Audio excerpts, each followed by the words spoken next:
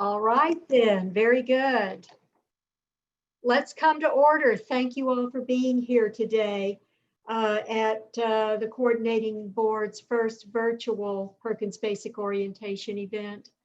As we begin, I want to acknowledge staff who have made today possible.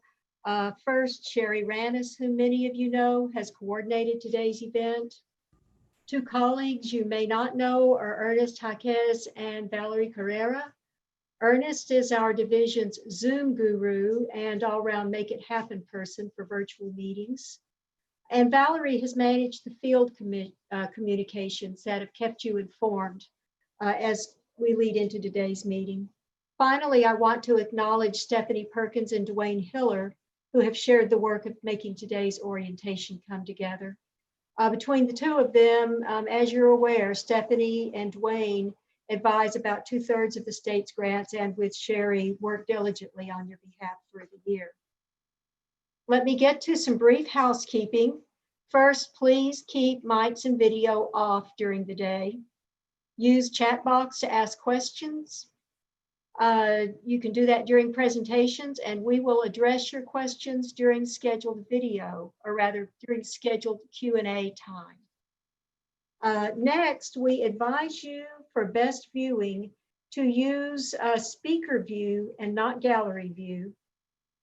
In speaker view, please click on the 3 dots in the upper right-hand corner of any person's image, and from there, click Hide Non-Video Participants. That way you will see a speaker and not the other small squares of participants. That will be your best view. Next, if you leave during lunch break, you'll re-enter into the waiting room. We advise you to stay logged in during lunch, even if you step away from your desk. However, please be assured that if you do leave during lunch or if you get dropped during the day, we will continually monitor the waiting room and we'll let you back in. Finally, if you check the agenda, this is a program note, you'll see that we've added a focused Q&A for questions you may have about COVID-19's continued impact on your Perkins program, including the potential impact on AY21 as we enter that beginning this fall. I'll also remind you to continue to check the Coordinating Board's coronavirus update site and the Perkins FAQs on that site for new information throughout the summer. And now it's my pleasure to introduce Dr. Stacey Silverman, who will be making welcoming remarks. Dr. Silverman is Assistant Commissioner for Academic Quality and Workforce at the Coordinating Board. Dr. Silverman provides leadership on statewide policy initiatives related to undergraduate and graduate education with a focus on achieving the state's goals for higher education. Dr. Silverman has authored several studies on issues related to higher education, focused on undergraduate and graduate education. Dr. Silverman oversees more than $100 million in state-funded programs, a partial list including graduate medical education expansion, family practice residency program, joint admissions medical program, nursing allied health research program, minority health and research program, and open educational resources grants. I will note again that this is an abbreviated list. We would be here several more minutes if I were to read the entire list to you. Important to all of us gathered here today, however, is that Dr. Silverman also oversees the federal Carl D. Perkins funding that supports state, community, and technical colleges. Dr. Silverman has led the Coordinating Board's effort in convening the Texas Child Mental Health Care Consortium and serves as the agency's appointee in that consortium. She also represents the agency on the Texas State Health Coordinating Council and Texas Statewide Behavioral Health Coordinating Council. Prior to joining the Coordinating Board, Dr. Silverman was Director of Legislative Affairs for the Texas Academy of Family Physicians. Dr. Silverman is a graduate of TCU and Midwestern State University and received her PhD from the University of Texas at Austin. Stacey, you have the floor. Thank you for that very kind introduction, Mindy. I really appreciate it. And welcome to the Coordinating Board's first virtual Perkins Basic Orientation. Thank you for joining us today for this historic training event. Today's orientation comes at a time when the Coordinating Board and the state's colleges are working together in unprecedented ways to ensure that learning continues for the state's post-secondary students. Today's orientation will also look ahead to a new Perkins generation with the upcoming Perkins 5 implementation year. As you're aware, Perkins 5 was signed into law in July 2018 and went into effect in July 2019. The academic year we're completing now, AY 2020, has been a Perkins 5 transition year. During this year, the Coordinating Board and the Texas Education Agency held stakeholder meetings across the state to develop the Perkins 5 State Plan for CTE in Texas. The plan was submitted to the Department of Education in April and was approved earlier this month. This year, your colleges have conducted comprehensive local needs assessments required by Perkins 5 in order to prepare for the 4 years covered under the new state plan, AY 2021 through AY 2024. Your CNLA findings and the goals you set based on those findings will guide the development of your Perkins programs and use of Perkins funds during these years to effectively supplement your local support of CTE programs and students. Perkins staff have provided training, guidance, and support to colleges for the past 2 years in preparation for the implementation of Perkins 5 statewide. Today's orientation will provide you with direction and insight on the new equity and performance accountability requirements of Perkins 5. It will also provide guidance on incorporating the findings and goals of your CNLA into your local application and will give you an overview of the implementation year RFA that will guide your preparation of the application. Finally, today's orientation will address the development of your implementation year budget. Perkins staff have reserved ample time throughout the day for your questions and answers. Before I introduce Deputy Commissioner Ray Martinez, I want to offer each of you my thanks for all you do on behalf of Perkins, career and technical education, and above all, the CTE students enrolled in your program. Your work provides an opportunity for a better, more prosperous life for so many thousands of Texas students every year. And now it's my pleasure to introduce Deputy Commissioner Ray Martinez. Since January, Deputy Commissioner Martinez has served as the Coordinating Board's Deputy Commissioner of Academic Affairs and Workforce Education.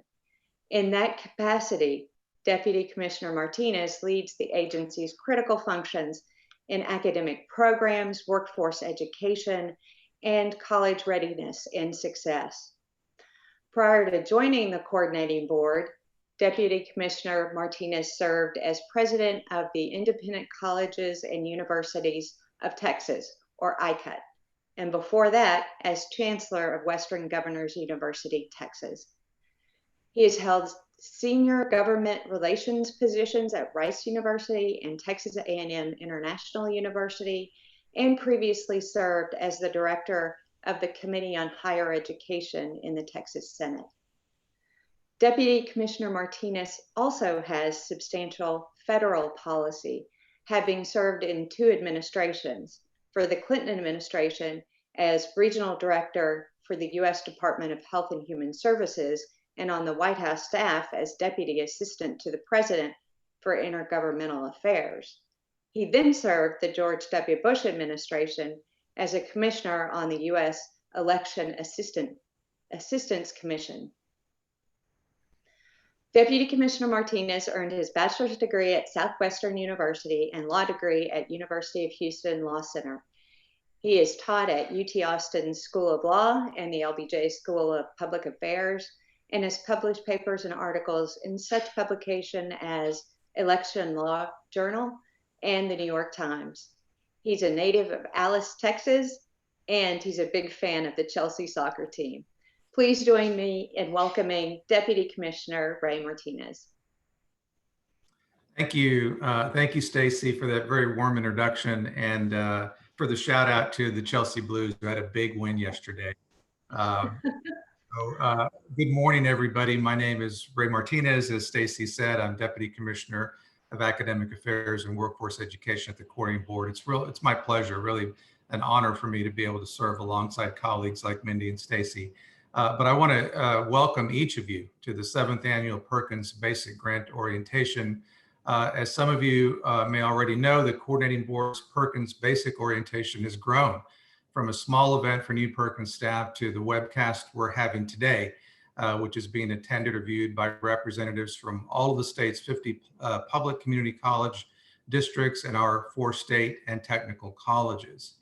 At each year's orientation, the Coordinating Board's Perkins staff members provide information about current Perkins issues, give a request for application update, and present some nuts and bolts training on topics of interest to new and experienced Perkins staff. With the enactment of Perkins 5 in 2018, last year's Perkins Basic Orientation provided a sweeping overview of the work ahead for the state and for colleges in implementing this reauthorized legislation. With the 2019-2020 transition year nearly behind us, this year's orientation will provide colleges with guidance on developing an implementation year Perkins Basic application that will set the stage for your local Perkins 5 program over the next 4 years, as Dr. Silverman just described. And of course, on September 1, 2020, colleges will begin a new Perkins orientation with the full implementation of Perkins 5. But before we begin the content portion of this session, this orientation today, I want to acknowledge the excellent work of all of our institutions of higher education, including and especially our community colleges and state technical colleges, for the efforts in keeping students on track to reach their educational goals during this COVID-19 public health emergency. I'm very proud, and I know our Commissioner of Higher Education, Dr. Harrison Keller, is equally proud of how our state's institutions of higher education have responded during this unprecedented public health emergency. Texas colleges and universities are responding swiftly and creatively to ensure the safety of their students, faculty, staff, and campus visitors, supporting students' continued academic progress, and partnering actively in the public health response. Likewise, our institutions of higher education are providing flexibility to students by converting almost all courses to online delivery, adopting changes to grading policies, and shifting academic calendars to accommodate student needs. With the full impact of the COVID-19 public health emergency, while it remains to be seen what that full impact will be, it appears inevitable that this crisis will have a lasting impact on our core campus operations for years to come. However, as past economic downturns have shown, higher education enrollment not only increases during economic downturns, but in fact, higher education will play a central role in ensuring a rapid economic recovery for our state and nation. And our state's community colleges and technical colleges will play critical roles in providing Texans with opportunities to upskill, reskill, and gain credentials of value that will help drive the recovery of the Texas economy. And I know from personal experience that in the past few months, Commissioner Keller has placed great emphasis upon this very point, the importance of providing upskilling and reskilling opportunities for workers displaced by COVID-19. This is something I know that each of you have already been working on prior to the COVID-19 pandemic, but I can assure you, and I know you know this already, that your efforts will be an even higher priority as we move forward. So now I'd like to turn things back over to my colleague at the Coordinating Board, Mindy Nobles. As many of you already know Mindy, she has more than 20 years of experience in Texas community and technical college education and administration. She's been employed with the Coordinating Board since 2013 and now serves as Assistant Director in the Academic Quality and Workforce Division. She serves as our lead administrator for the Carl D. Perkins Grant Program, coordinates the agency's oversight of colleges' compliance with federal civil rights statutes and regulations in vocational education, and provides oversight for other workforce education activities in the Academic Quality and Workforce Division. I want to add that Mindy has been particularly resourceful in researching and securing needed guidance and technical information as it pertains to institutions Perkins grants costs and programmatic disruptions in this COVID-19 pandemic. So I want to turn things over now, Mindy, to you for the content portion of this orientation. Let me also add, Mindy, my thanks to Sherry, to Valerie, to Ernest, to Stephanie, and to Dwayne. I know you mentioned them at the beginning for their efforts as well, and what I know will be a successful session today. So Mindy, now back to you. Thank you. And thank you, Ray, for that kind introduction and for acknowledgement of staff's work.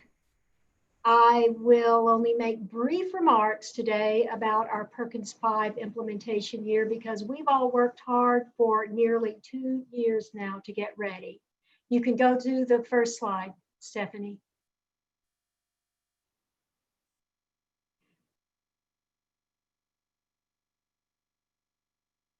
This year, the coordinating board's Perkins staff, working with agency colleagues over 3 divisions, developed the post-secondary side of the new Perkins 5 state plan. And you, our colleagues in the field, attended and hosted stakeholder events across the state as we sought input on the plan, and you helped us make it a strong document that gained Department of Education approval as submitted without questions or needed revisions. Over the past 2 years, we trained, you came. You asked us many, many good questions over these past 2 years, and we worked hard to provide you with good answers. Most significantly of all, you, colleges across the state, have done the significant work of, and extensive work of conducting comprehensive local needs assessments and are preparing now to implement your CLNAs across the next 4 years of Perkins program operation. Coordinating board staff have provided resources and guidance, and 4 colleges among you today took up the early challenge of developing model CLNAs and how-to manuals. And I thank Lone Star College, North Central Texas College, Trinity Valley Community College, and Northeast Texas Community College for their state leadership in this area. Next slide, please.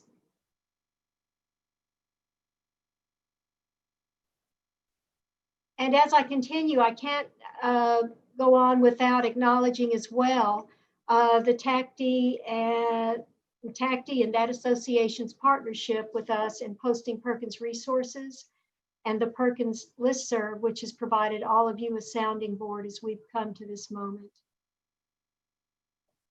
We're virtual today, but I'm going to tell you that if we were joined together in the boardroom of the Texas Higher Education Coordinating Board, I would ask you guys to give yourselves a standing ovation. But on to the future.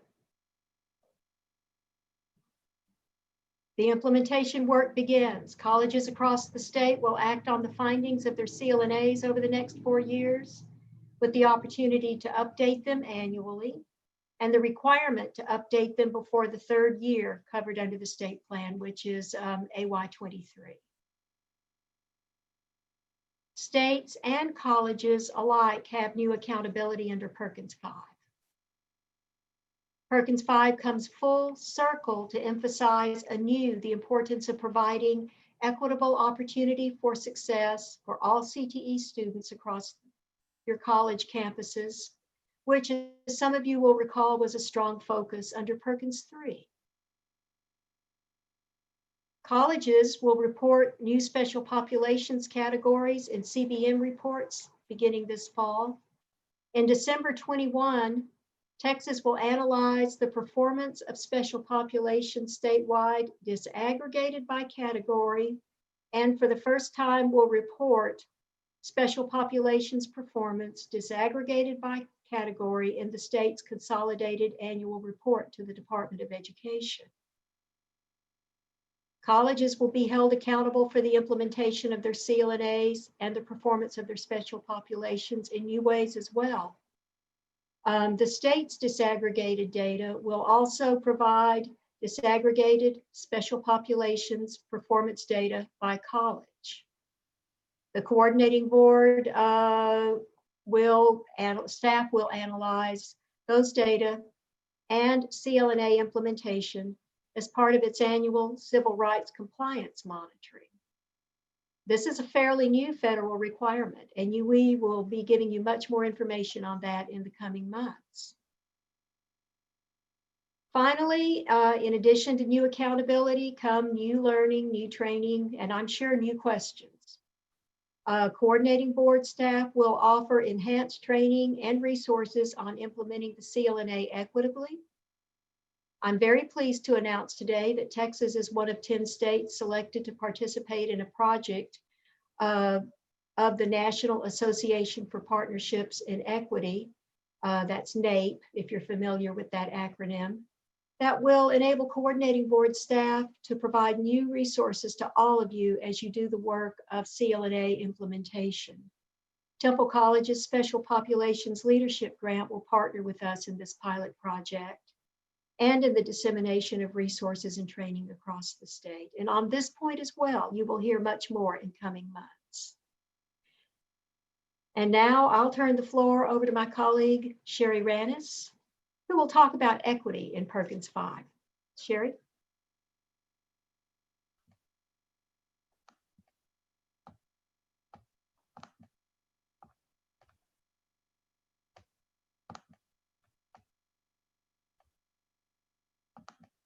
Hi, everyone.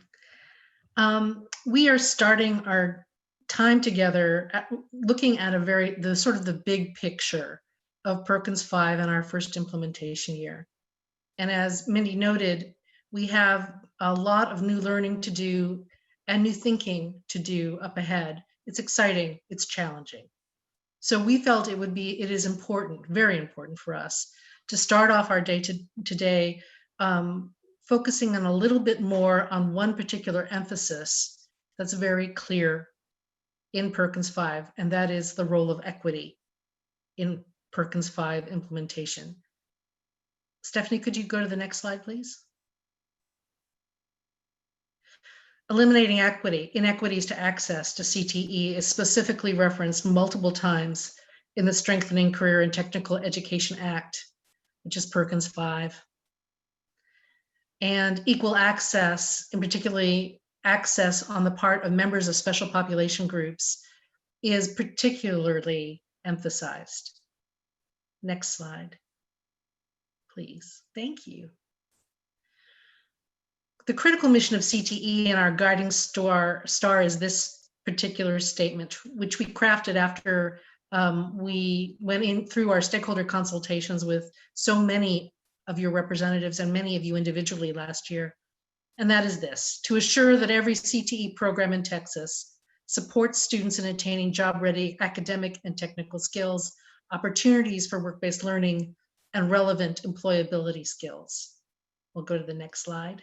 That critical mission drives access and equity, because we know that a significant number of community college students face a multitude of barriers to accessing and succeeding in CTE. We also know very sadly, perhaps, that students may be reluctant to identify themselves as a student with special or unique needs, or identify as having a membership in a special population group. Next slide, please. So equity is threaded throughout all of our Perkins activities, and we're going to talk about this in a little bit more detail. It's in the statutory language. It's in the CLNA analysis and plan that all of you have been working on. It's in multiple aspects of the Perkins Basic RFA, and it's also in the accountability measures at the state and institutional level. So equity and access is everywhere. We'll go on to the next slide. This is the statutory language that we just spoke about. Under the purposes of the Act of Perkins 5, to provide individuals with opportunities throughout their lifetime to gain education and training and knowledge and skills in education and training programs, and to increase the employment opportunities of populations of special populations, as noted here, chronically unemployed or underemployed, individuals with disabilities, individuals from economically disadvantaged families, out of workforce individuals, youth who are in or have aged out of foster care, and homeless individuals. These are our special populations. Next slide. The statutory languages also includes the language in the goals of the CLNA written into the statute. And you can see that this is written in imperative language. A CLNA must include a description of progress towards implementation of equal access to high quality career and technical education. And it has to include strategies to overcome those barriers to those students and provide programs that are designed to enable those students to meet the local levels of performance, which means to succeed in their programs. And finally, to provide activities that are specifically geared towards those special populations and their success in high skill, high wage, or in-demand industry sectors or occupations in competitive integrated settings that will lead to self-sufficiency. This language is not completely new. Equity has been in Perkins 3 and 4, in Perkins pretty much forever. But the degree to which it is threaded through the statutory language and the expectations of what we do at the state and local level is pretty much extraordinary. Hence, as Mindy just described to you, our state will be undergoing and thinking through how equity and equity training can reverberate and penetrate the work we do in CTE in Texas in years going forward. The next slide, please. There we go. So in the CLNA and the actual operations of CLNA, we just wanted to surface a little bit about what those equity activities look like as you went through the CLNA process itself. It certainly was a major thrust of the consultations with stakeholders that you were asked to undertake, particularly those with representatives or members of special population groups. When we were doing our stakeholder consultations, that was a major thrust as well for us, both at the state level and at the local meetings that we undertook. The disaggregated analysis of student outcomes by special population group is another description, another iteration of equity in the CLNA.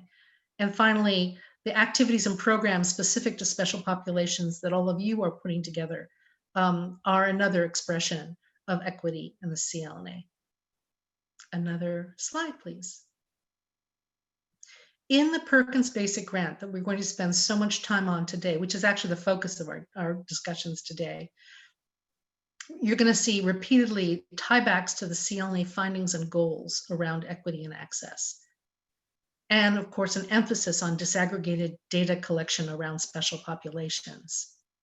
And work around the strategies to impact performance indicators. We have a new set of indicators, which we'll talk about in detail. And again, they have a strong equity thread in them. Next slide, please. The other thing to think about is all the grant activities and programs that serve special populations are all about equity and access. You're going to be describing in your basic grant the strategies that you want to implement. All of these, by the way, tied back, of course, to your CLNA. The implementation strategies to overcome identified barriers, the activities that you're going to undertake that will target special populations and their needs, and the access to a variety of programs of study, not just some, but all, which is extremely important. And then as well, continually ensuring that members of special populations will not be facing any kind of discrimination or tracking or otherwise will, in a sense, get full and open access to all CTE options. Next slide, please. So you must identify the gaps that you found in the CLNA and the goals that you found to address a CLNA in your basic grant application. More about this soon. And as we said repeatedly, special populations are your focus and what you're overcoming or what you plan to overcome on their behalf in terms of strategies, activities, and indicators and tracking. Next slide, please. Equity and access and your CLNA and your Perkins Basic Plan are very important. This is the description of your thinking, your findings, and your intentions to move forward over the next several years in improving equity and access, particularly for special populations, through Perkins funding. And the accountability for that is something that we also can't forget. And has been something that we discussed last year as we were in our pre-implementation year, our formative year. It really focuses and surrounds state-level disaggregated data collection and the requirements of the performance indicators, and particularly the new 3P1, which talks about non-traditional program enrollment. You're going to hear more about 3P1 going forward today, but this is just another reminder to say equity is in the accountability that we expect of you and that we expect of ourselves at the state level as we go forward with the implementation of Perkins 5. Next slide, please. Now I'm going to ask my colleague, Dwayne Hiller, to moderate any kind of discussion that all of us might want to have concerning the implementation year and the discussion of equity we just had. Thanks, Dwayne.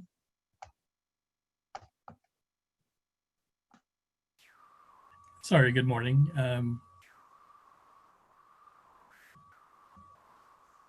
I currently don't see any questions through the chat function. I don't know if anyone has any questions. Feel free to submit them through the group chat feature. Ladies and gentlemen in the audience, your chat icon should appear at the bottom of your screen. We do encourage you to turn it on and keep it on during the day. If you have any questions now, let's take about a minute for you to type them in, to get that chat started and type them in. If you do not, we will proceed with the training. But let's give you just a second to make sure you're on chat and have the opportunity to type in some questions.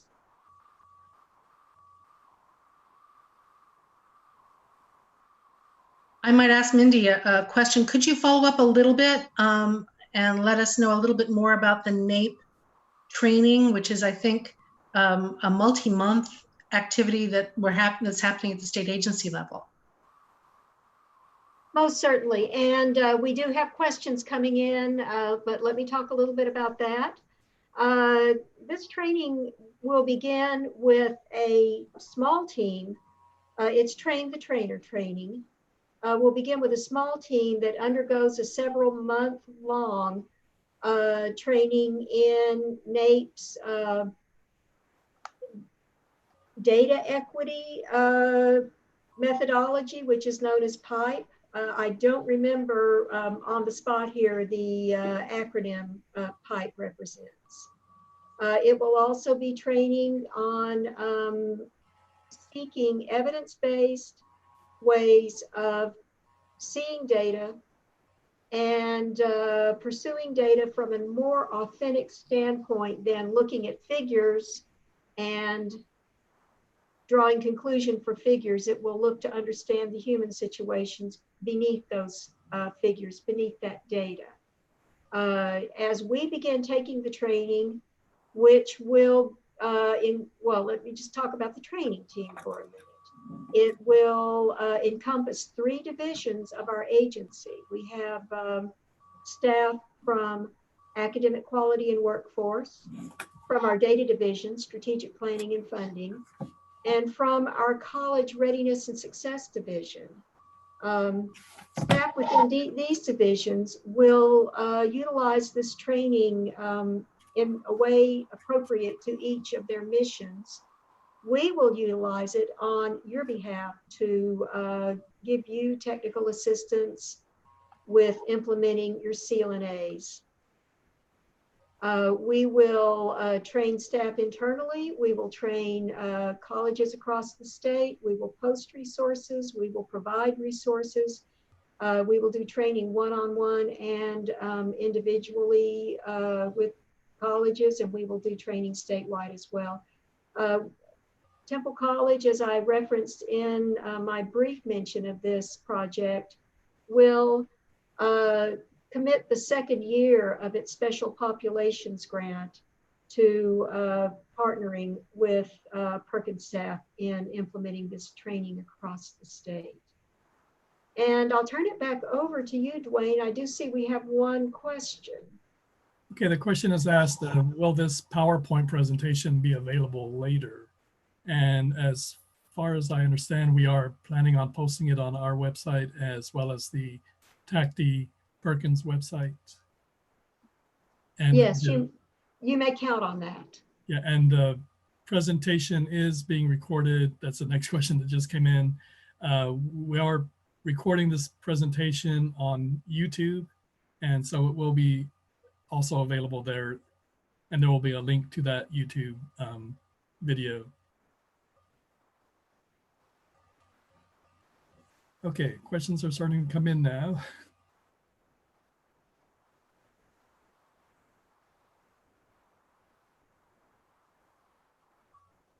I'd also like to add that additionally, if you have staff that couldn't join our Zoom meeting today because of capacity issues, this meeting is live on YouTube now, so you can shoot them an email or a text or something and let them know that they could go out on YouTube and view us that way.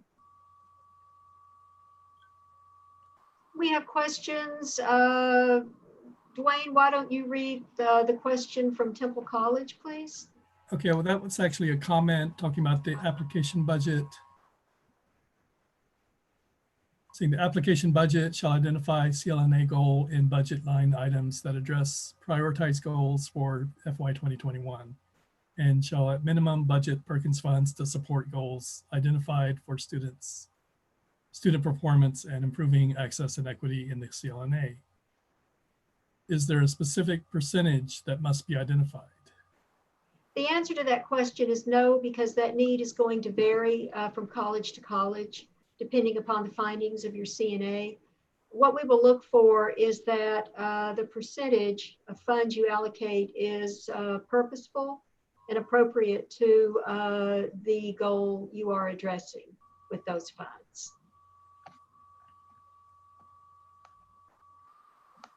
Next question, Dwayne. Next question is, can the CLNA plan be revised for 2020 through 21? Yes, it can. It can be revised annually. It may be revised annually. It must be revised at least as we go into 2023.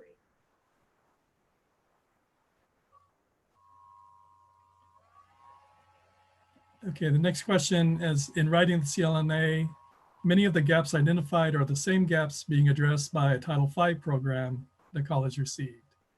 Can the Perkins CLNA reference programs in the Title V grant program? Well, you know, Perkins staff collaborate periodically on questions. I'm just going to openly collaborate here. Colleagues, I don't see why not. What do you think? And from my understanding is, you know, the Perkins plan isn't necessarily, I mean, you need to address all of these, I guess, the issues found in the CLNA, the gaps. It doesn't necessarily mean you're spending Perkins funds on those solutions. You can be spending institutional funds or other grant funds, but the CLNA just is a way to identify what the gaps and issues are. I'm going to issue an on-the-spot clarification. The RFA does require that you commit Perkins funds to gaps identified. You may certainly supplement with local institutional funds, but you've got to put some of your Perkins money into the game as well. The notion is, and it's been consistent all along, is that we like to have a portrayal, a picture, a fuller picture of what your institution is doing through your basic Right, plan. and I guess that clarifies that you can use other funds in addition to the Perkins funds. Indeed, for- indeed. And I'll answer Mr. Suarez's question. Yes, the CLNA is due July 24th. Okay, question about the YouTube link, and it was just posted by Ernest.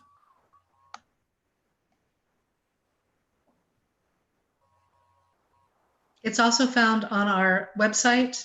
If you click on the THECB website and then you click on the announcement of this meeting, you'll be taken to a page which has our agenda, and at the bottom of the page, another YouTube link for your colleagues. They can get in through our THECB website.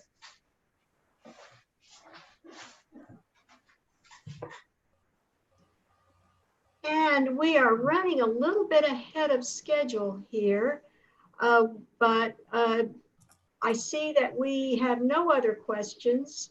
Why don't we proceed with our next presentation, which will be on linking the CLNA and your Perkins Basic Grant application. We will move into that, and as we do, I want to note to you that we've certainly timed out today's orientation with the anticipation that we'll take a certain amount of time for presentations and for Q&A. It's possible that we will wrap up early today. We will not in any case run over today. So bear with us as we make timing adjustments from the published agenda. And I will go on into the CLNA and basic application presentation. Next slide, please. I will begin with a review, what statute requires, and then what our local CLNA instructions require. Next slide.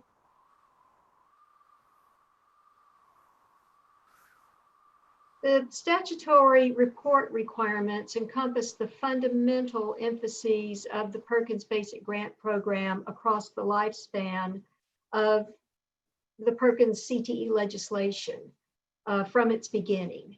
Quality CTE programs, labor market alignment, and student success. These are also every college's fundamental CTE priorities. So the two work hand in hand very well together. And next slide.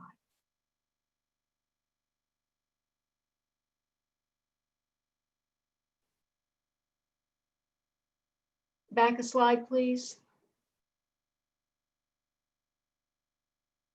Nope, next slide. You're right. Okay, I'm sorry. Bear with us, everybody. This is new territory for us. Okay, following on Sherry's presentation on the emphasis on equity in Perkins 5, here you see the CLNA student equity requirements highlighted in the statutory language.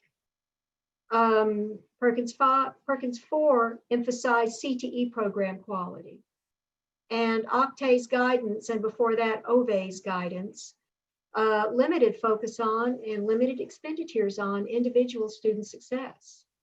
Perkins 5 restores the emphasis on student success.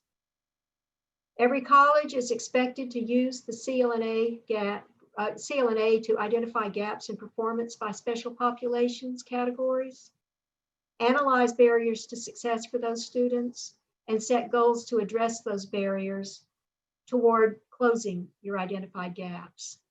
And you see here, highlighted in red, 3 of 5 statutory CLNA report categories address this Perkins 5 emphasis. Your local Perkins program must provide an equitable opportunity for all CLNA students served by the college. And go on to the next slide, please. And now I'll talk about the report template. Next slide. Now you're familiar with this template because you've been working with it now for several months. The template calls for colleges to organize each section of your CLNA report listed in slide 26, as you see here. Each section begins with an account of your evidence base and is followed by an analysis of the evidence, its high points.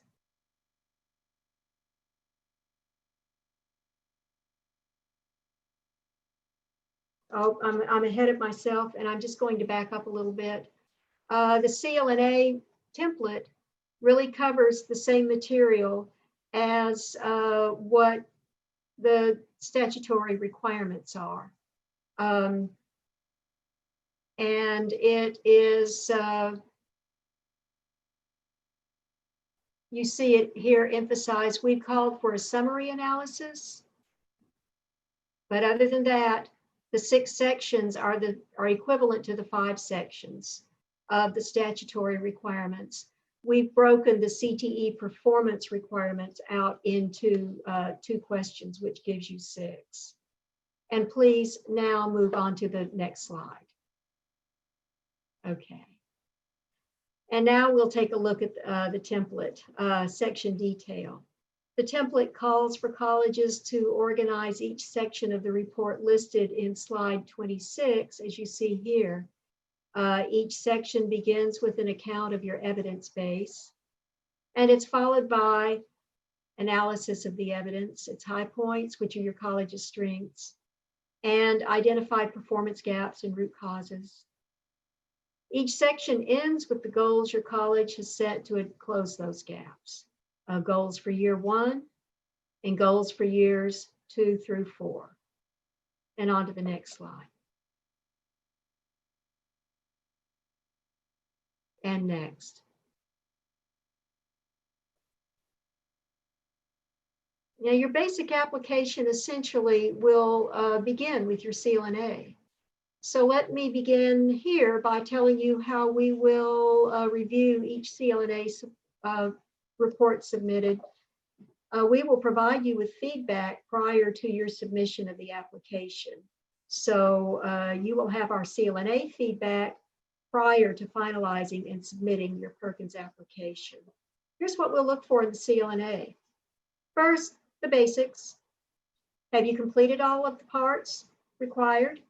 Do all sections present your evidence and identify strengths, identify gaps, their causes, and do they set goals? And we'll look at the quality.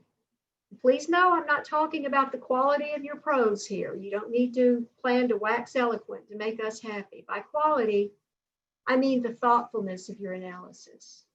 Your analysis should show that your college has taken to heart the task of positioning the college to operate a quality Perkins program under Perkins 5. We hope to see that you've looked intently at your CTE programs and your CTE students.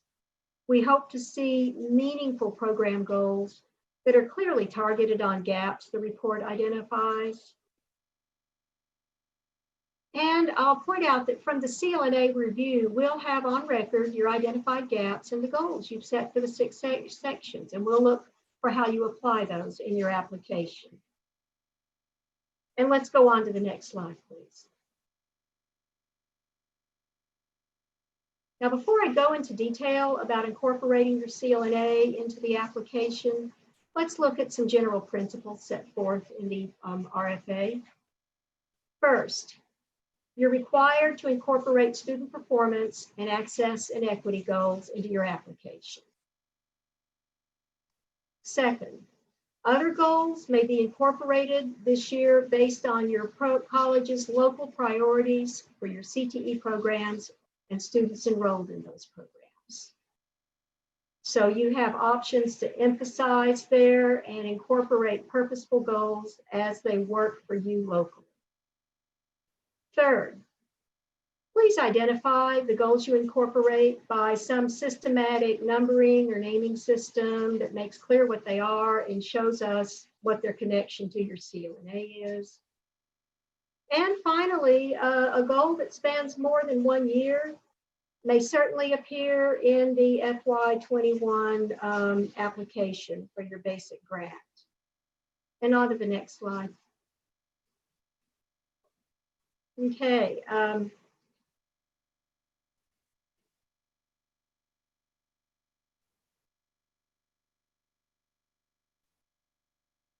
here you see language on special populations from the RFA. You should look at this closely. It is language drawn from the statute. It shows what you are required to do under Perkins in general for special populations. And we look for you to show us these things in your application. I won't read them to you here. They're too long to easily do, but section 7.3.1 of the RFA is something you should take a look at. And please advance to the next slide. Okay, and let's walk through the components of your basic application.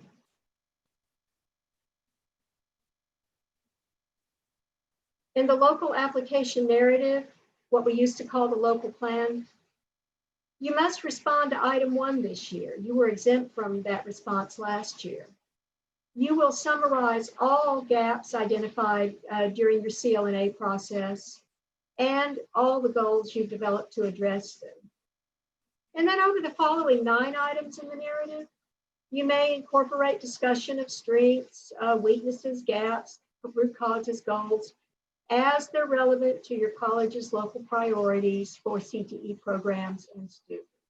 So we'll want a comprehensive listing in item 1, but we want you to apply them in a focused and purposeful way across the other 9 items. Next slide, please.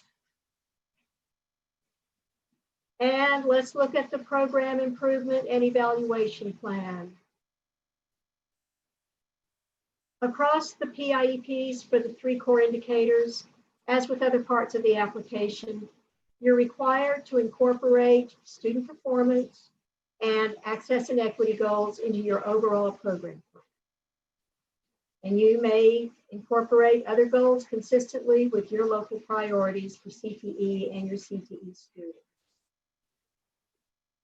Your incorporated goals in your PIEP should show some purposeful connection to the core indicator plan they appear in. They should mesh with that core indicator. As required elsewhere, use a consistent naming or numbering system that allows for clear identification. And this is important. Standard programmatic Perkins activities may appear in your PIEP without an associated CLNA goal. You do not need to associate a CLNA goal with every item in your PIEP that is a standard part of every Perkins program. For example, keeping your CTE programs current with workplace standards is a standard component of the Perkins Act, and it's a standard component of every local Perkins program. Such elements do not need to have a CLNA goal associated with them unless it's an association you find relevant. And let's go on to the next slide. And finally, let's look at how you'll incorporate the CLNA into your application budget. And this should sound familiar by now. You should provide for your student performance and access and equity goals in your Perkins budget. And you may incorporate other goals as they support local CTE program and student priorities. In the budget, you'll continue to use a consistent convention for identifying goals and standard Perkins programmatic items in the budget. A consistent convention for identifying goals you incorporate. And as with other parts of the application, standard Perkins programmatic items in the budget don't need to have a goal associated. Again, not every line item needs to have a CLNA goal associated with it. It's important that you understand And I see we are running well ahead of time. We do have some more questions, however. Let's go to an early Q&A, and from there we will take a lunch break.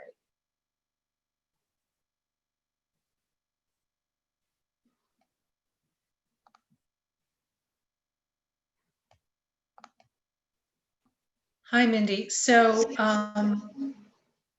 we have one question from we have two questions right now.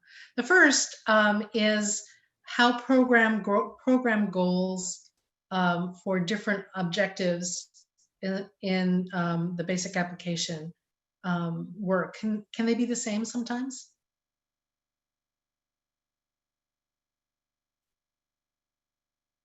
I think I'd like to have that question clarified. Stephanie, Sherry, and Dwayne, do you have a ready response to that? I have not yet gotten a response. I did ask our questioner to give us a little bit more information.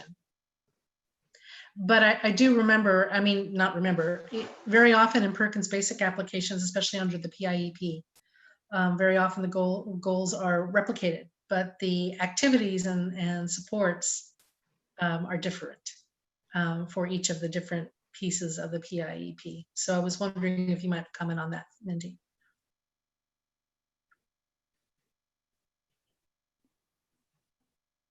Sherry, we have a question up above that question about the location of the CLNA checklist. Oh, yes, indeed. I sent a link within the chat box for where the CLNA checklist and all the CLNA materials are. We have a specific page for that on the THECB website under the Perkins page. The link is pasted there. The second question was concerning program goals. And the answer our respondent just said was he was interested they were interested in learning short-term and long-term goals, and it was answered in the presentation. So there's no further question. Let me give you the next question, which was concerning this. If the CLNA is submitted before July 24th, which is our deadline, will it be reviewed and feedback provided? Oh, now I'm losing the thread. Sorry, guys, technical difficulties. Will be provided upon receipt or shortly thereafter. Will there be feedback? Only be provided after July 24 for community colleges.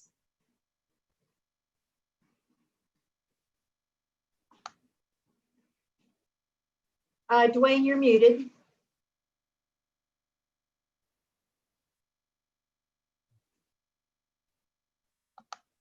Go ahead, Dwayne.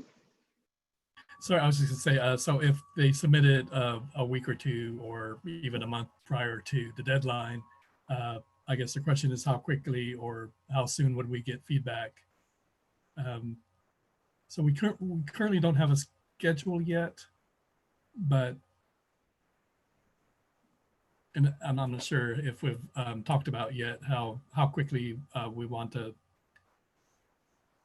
give them feedback for the CLNAs.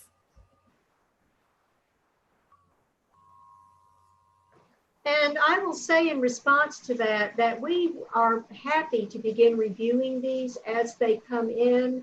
It will help us to get a bit of a head start on some of these as well. What I advise you to do, these will come into the Perkins address. Please give your grant advisor a little heads up by an email to that person as well. But we are eager to begin reviewing your CLNAs and working with you to get them ready to go for you to incorporate them into the application. And I think to that point, sorry, Sherry, I think to that point, we understand that you all will want to be working on your basic application as well for a timely submission at the end of August. And we'll be awaiting feedback from your CLNA to make sure that your application is aligning the way that it needs to. So as Mindy mentioned, we have many CLNAs to review. So as we get them, we will all be happy to review them and get that feedback to you very quickly so that you can make sure your basic application is submitted in a good, timely manner and you feel like you have enough time to work on it as well. Okay, going on to the next question, a good question. Just for clarification, the 4 colleges that submitted their CLNAs already don't have to turn in another CLNA by July 24th, do they? Yes, yes, they do. We would like another 100 pages or so from each of the 4 colleges. No, you have done your work for the state, 4 colleges, and you have our gratitude for it, but you are done. Unless you would like to submit additional information or further refinement, you have certainly the option to do that. Yes, I mean, these are not static documents. The CLNA is a living plan that you can amend and change annually, as Mindy said earlier. Or if you've rethought the 4 institutions that did such yeoman's work last winter, maybe things have developed. Certainly things have changed a lot in the past 5 months. So if you need to reflect that on your CLNAs, you're certainly welcome. The next question, can you provide some additional detail regarding the PIEP you mentioned a few slides back, and how those elements for the PIP do not necessarily have to be tied back to the statute? I think you're talking about the standard programmatic components of every Perkins grant. Am I correct about that? Yes, yes. Every year, Perkins programs do the standard work of what the Perkins statute requires. They provide quality CTE programs with the advisement of their local or regional employers in that field. They provide administrative staff for their Perkins grants. They provide support staff who promote student success. They purchase equipment. There is professional development, also a new emphasis in Perkins 5. You do not need to incorporate a CLNA goal or associate a CLNA goal with every standard component of your Perkins grant that you do from year to year, except where those associations become purposeful. For example, if you have identified a gap in your CLNA analysis for the performance of English learners, and you have realized that you should remedy that to give that student population in your region an equitable opportunity to proceed successfully through their CTE programs, you may want to focus some of that advisement money or some of that student support money on that specific goal. Please feel free to do so. You may, however, buy equipment or fund your success coach or other standard things that you do every year without associating a CLNA goal. Let the associations be purposeful. Find ways to make them purposeful, but feel free to run your program as you always do and purposefully incorporate your CLNA goals into it. And that does mean that there are many goals and budget items that will not require a CLNA association. A couple of questions about the format. One, do we just email in our CLNA, and does it have to be in a particular format such as PDF or MS Word? Colleagues, what do you think? I would say that PDF would probably be the best version because I'm not going to say that any of us would manipulate your documentation, but PDF would be probably the best way to send that, so it's not editable. Yeah, well, we've gone back and forth, and we know that some folks don't always have the most updated versions of Adobe, so we're open to the other kinds of formats. But yeah, for security purposes, PDF is a really good idea. And a related question was, and I know the answer to this one, does the 25-page limit include appendices? No, it does not. The 25-page limit is for the narrative. You can put as many appendices as you want. Honestly, don't need to show us all your work, but the 25 pages is really for the narrative, the analysis, the evidence, and the gaps that you found, and a description of what you're planning to do. And I'm going to come back to submission of your CLNAs. In the unlikely event, well, perhaps it's not unlikely. Some of you are, enthusiastic CLNA developers. In the event that your CLNA file is too large to submit by email, we will work with you to make you able to submit it through the Secure Documents portal. So work with your grant advisor on that. A related question, then we're going to go back to some other more content ones. Is there a cover page with authorized signatures required? We've not required such a document. And No, I believe we did add a signature page very recently. Yeah, we did. Is that the stakeholder checklist? Yes. Requires a signature, and it is the CLNA checklist referred to in the presentation. Okay, we do require signatures. I stand corrected. But it's not like the cover page where I don't believe we required the president's signature in any kind of way. If one of you guys want to hop out and go look at that document so that we can provide some clarification. And I do have another piece of clarification, because the question was around the stakeholder checklist.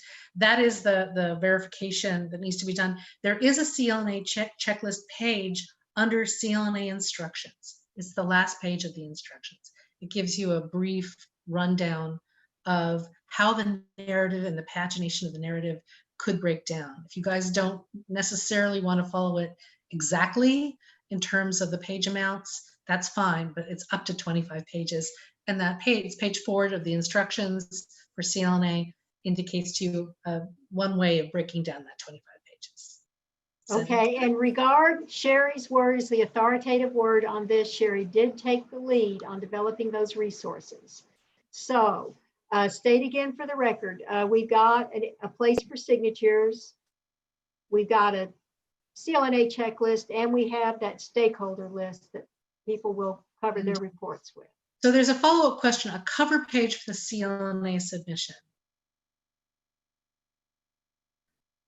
That's Lindsay's question. If Lindsay may want to say that a little bit more expressly, I'm not sure exactly what you mean. And the appendices are basically documentation. That's a question again from Texas Ruby. Yes, the appendices are documentation. The appendices are if you feel, and I think a lot, as you saw in the model CLNAs, institutions really do want to show how they consulted with stakeholders and the kind of information that they got from them. If you want to show the kind of data analysis you did, this is your option. This is your option. So, and yes, it is documentation, it's background material, it's stuff that you think is germane to the narrative that you came up with, that you think you need to share with us. And at a minimum, they must provide the agenda and sign-in sheet for the stakeholder meetings so that we can verify that those did. And that's why we added a stakeholder sort of verification signature page, so that you all are verifying that you did meet with all the stakeholder groups in order to formalize your CLNA. So going to a question that is actually really a really wonderful question about equity and skills gap. How will Texas be gathering and assessing data on CTE students following the submission of CLNA reports? This data will be collected from your CVM 001 reports and other performance reports and CVM reports that you submit to the agency across the course of a year. What we do is identify an identified CTE cohort for your college. We do that by accruing the technical and tech prep, those you designate as technical and tech prep. Those students also have, if they're self-identified as special population students in some category, you have also indicated that to us. And that cohort, we look at across majors, across completions, and through UI wage records, even into employment. We utilize the CB 116, we utilize the licensure report. And if you want to know in detail the reportage we use, you can see those listed under each one of the core indicators in the PIEP section in the Perkins portal. It will show you the reports that are used. Our data division draws those, and periodically we do training on how the core indicators are calculated.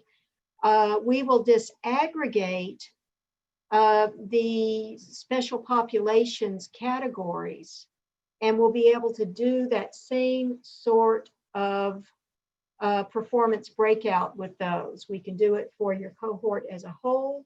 We can do it in disaggregated fashion for individual special populations categories. So we have two questions, and they're very much a function of our new world. Both of them are about consultations, stakeholder consultations that were held virtually. And the fact that no sign-in sheets or documentation, perhaps, of all the folks who were attending those consultations may be possible. What do folks do? And by the way, I think this is a question we as a team have not really discussed. So thank you for asking it. I will say that you should have on record the fact that you did hold that virtual stakeholder gathering, or you did conduct that stakeholder survey. We certainly do respect the fact and appreciate the reality that you did make quick adaptations in order to carry forth stakeholder consults during the pandemic. We will want to see that you have on record the fact that you did hold them. If you don't have signatures, we don't need that, but we do need to know that you did hold the stakeholder. Do you all concur with that?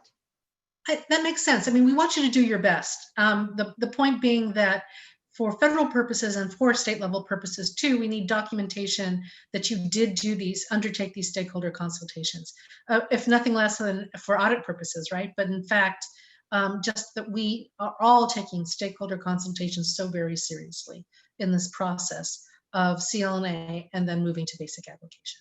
So whatever documentation you all can gather, I think is, in particularly in this COVID period, is going to be hopefully adequate. But Will, if you have some specifics about that, talk to your Perkins grant advisor, and we will explore further and get you more complete answers depending on your situation.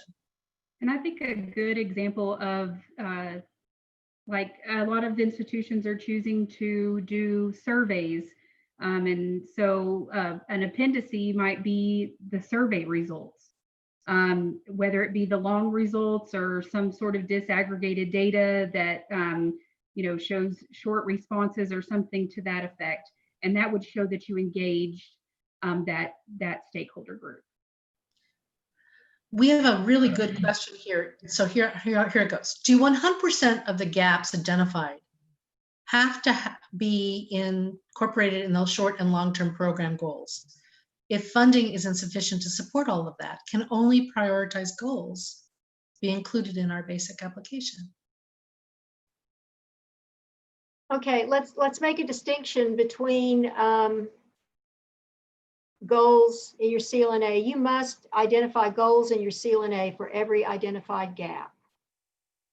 Your goals may be long range, they may be short term, but you must, for every gap identified, set goals for how you would like to go about reducing or eliminating those gaps.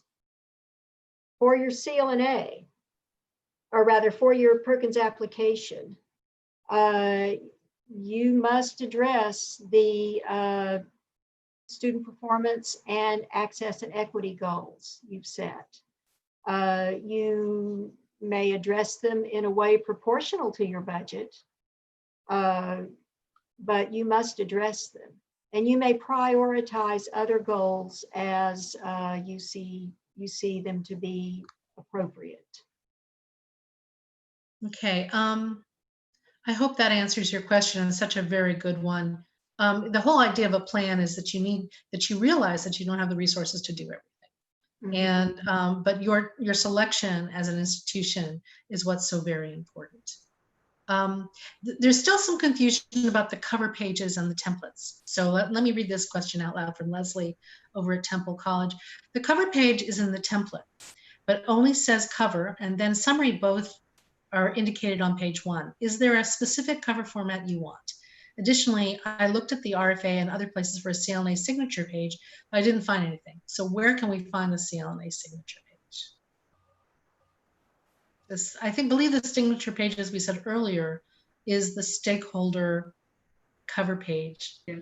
That And is the cover page, if you go out and look at the models, is just how the institution formatted a cover page, perhaps with their institutional logo, the date it was submitted. It's just an institutional preference of what that page looks like.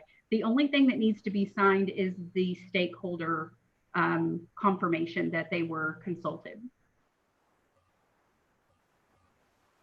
I hope that's clear, but if it's not, we can again, perhaps we'll regroup and I'll also make sure we can give you guys some more specific written guidance on this and post it on our page so that everyone has it.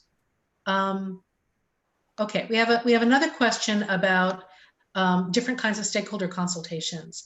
So if it wasn't done as a face-to-face or a virtual meeting, it was done as a survey and stuff. The question is, is it, in fact, anonymous surveys or another way of doing a stakeholder, is it sufficient to put on the stakeholder checklist as long as we explain what it is, the nature of our stakeholder engagement? And I think the answer to that, we haven't talked about that either as a group, but I think the nature of that the nature of the impetus is the same and seems right. Would you agree, colleagues? It's fine as long as you explain. I think we can all nod in agreement to that. Just document and explain as needed. We do realize that these are unprecedented times, and we do respect the fact that you have made your earnest effort to follow through with consultations. Another question concerning data. Do you have any best practices to share on how to collect CBM reports and self-reporting for special populations? When you say how to collect, for CBM reports, self-reporting of special populations, I will say this. We know that's problematic for post-secondary institutions. Students have to self-identify, and you don't catch 100% of students because they don't always want to be labeled. So they don't want to label themselves. I will say this, and I will ask others to chime in. Anytime you characterize a group of barriers as being special populations barriers, you're going to immediately have several people withdraw from what they might otherwise have checked. Because that tends to type negatively. You might consider wording for a section on your application of, the categories as what challenges are you working with in earning your degree or in going to college, some language appropriate way. Avoid the term special populations. Yeah, that's a I good will say, secondly, that I believe we will be able to provide you some guidance on this, not for now, but down the road, through the NAPE training we're going to undergo. I think that's a question that's going to be relevant, and we can discuss that. And then third, I will tell you that it came up during our stakeholder outreach and has come up again among us as a staff as we have grappled with the many tasks we've had to undertake this year to get ready to implement Perkins 5, that it would be good if those special populations categories could become a component, maybe an optional component of the Apply Texas universal grant or universal application. I want you to know I've written that down and I intend to follow up on that next week. That may not mean we have news for you for months, but we will seek to give you that option and maybe make that a standard component, which might make it easier for you to, or an optional component that you could incorporate as part of your standard application. But I'll come back first and foremost to avoid language that tends to type or indicate some intrinsic limitation to the identity of the person, as opposed to being a circumstance that a fully capable person is in. And Stephanie, you wanted to add to that. You know, I was just going to say that I agree. You know, the naming convention, it does lead students to not want to self-identify because, you know, they don't consider themselves special, or, you know, it kind of lends itself more towards an ADA disability, or what, you know, however students think about what that term means. And so, you know, we've seen some very interesting ways that institutions are renaming the special populations category for their institutions, like unique and special circumstances. So as Mindy mentioned, I think that that's a really great idea to look at how you can use wording to encourage students to self-identify. And the second thing with that is you want to make sure that wherever you're catching students on the front end, whether it's the application or a form in the advising office, or if your students do some paperwork in new student orientation, or with a career advisor, or any kind of first step process in the advising area, success coaches, whatever that may look like for your institution, figuring out how to have a form or something that identifies these students, and then in your student database systems, having a way to flag those for CBM reporting. You know, all those things should be thought about when it comes to this whole identification of these of students who fit into the categories of special population. So one of our colleagues has as follows concerning this issue. We added the special populations to our Applied Texas application on September 1 this past year. So so far 42% of the students have self-identified on the application, and that's helped us greatly in our outreach to those populations. That is really good to hear, and really good on you all. Thank you so much for letting us know. I'm going to go back to another question. And then I'm going to rephrase it a little bit. I think hopefully I'm going to get the essence of it. If I don't, please let me know. All right. So you have all these gaps, and you have all these goals. And the question is, must 100% of these gaps and 100% of these goals be covered as an activity and strategy within the PIEP? I think the question is, if we have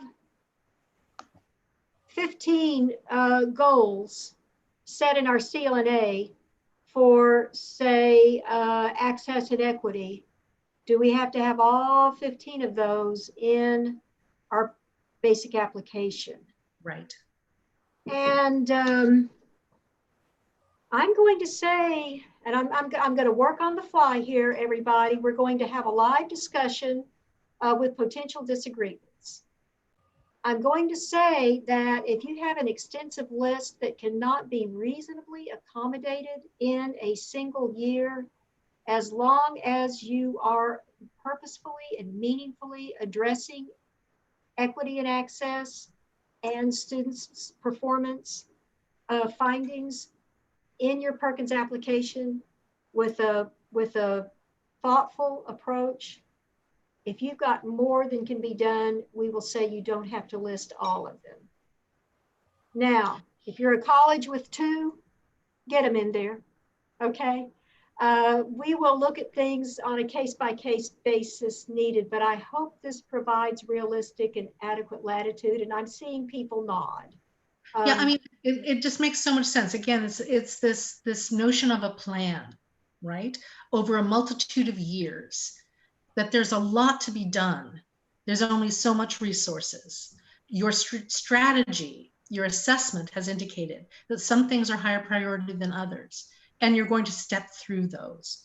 You can, if you would like, you can acknowledge all 15 for us and then say, you know, we're going to focus on these 3, we're going to focus on these 4, we're going to focus on these 5. But it seems to me that would be not only transparent and helpful for you, but very helpful for us in understanding what you decide to do. Okay, I think we have new policy here, folks. Okay, official. All okay. right. So we have a question here about data, and I'm going to read it. It's lengthy. When we receive our institutional numbers for all 3 performance core indicators based on CBM reported information, is there a way to be informed on how that is specifically calculated? For example, what entries are used within the CBM to calculate the indicator? We'd like to see as an institution if that is something we can track each year ourselves. Let me speak to this. Absolutely. Data analysis, data reporting are complex things to explain. Periodically, we do training on how the core indicators are calculated. We haven't done that training in a couple of years, but we developed training to assist colleges with understanding how data flow across years and pop up as your core indicator performance. Now, we've never undertaken to explain how the analysis number crunching itself works, except in one case when we had a non-traditional leadership grant that sought to explain this to the field via a series of webinars for 5P1 and 5P2. We did work with data staff in our strategic planning and funding area to come up with a layman's explanation of how those are defined or how those are calculated. I believe you would like to see us do that for the 3 Perkins 5 core indicators. That's not something we can have up on the website next week, but I will tell you that it's something I have visited with SPF colleagues about on multiple occasions, and we all agree it would be a good idea. We would like for you to keep asking us for that understanding. We will undertake this hopefully in the coming year, at least to make a start on it. I've made a note to that effect already, having seen this comment in the chat box. The only reason we have not done this is bandwidth, staff capacity, especially given the work of implementing Perkins 5, preparing for it, and the generational changes we've undergone as an agency as well with the retirement of Dr. Cordetis. But it's a worthy and I think needful batch of information for us to undertake and to disseminate to you. Let us make a commitment to try to work on that as an initiative in this coming year. Perkins staff, let's all pinky promise on that one, okay? Making a note of it, absolutely. Okay. We have another really thought-provoking question. So I'm going to say, first of all, thank you all for using the chat box the way you have during this session. It's really been helpful. It's really been wonderful. And now we're going to have a question that would be really well addressed if we were all in a room together, standing up and sharing, but we can't. I'm going to read the question anyway. We had planned a stakeholder meeting for our stakeholder meetings for after spring break. But then there was COVID, right? We scheduled Zoom meetings with stakeholders, but we were not able to get participation. And we were only able to have a student meeting and a survey. Do you have any suggestions on how to get the other stakeholder meetings together? It's a wonderful question. It's actually for all 100 of us to answer well. But I'm gonna start with maybe our colleagues to see if we have a couple of additional questions, suggestions. Actually, concerning employers, for example, have you or are you still planning to have any advisory meetings virtual advisory meetings. You can use those as a way to gather employer stakeholder feedback, and or you could go directly to the members of those advisory groups to solicit their opinion in terms of a survey. That's one idea. Colleagues?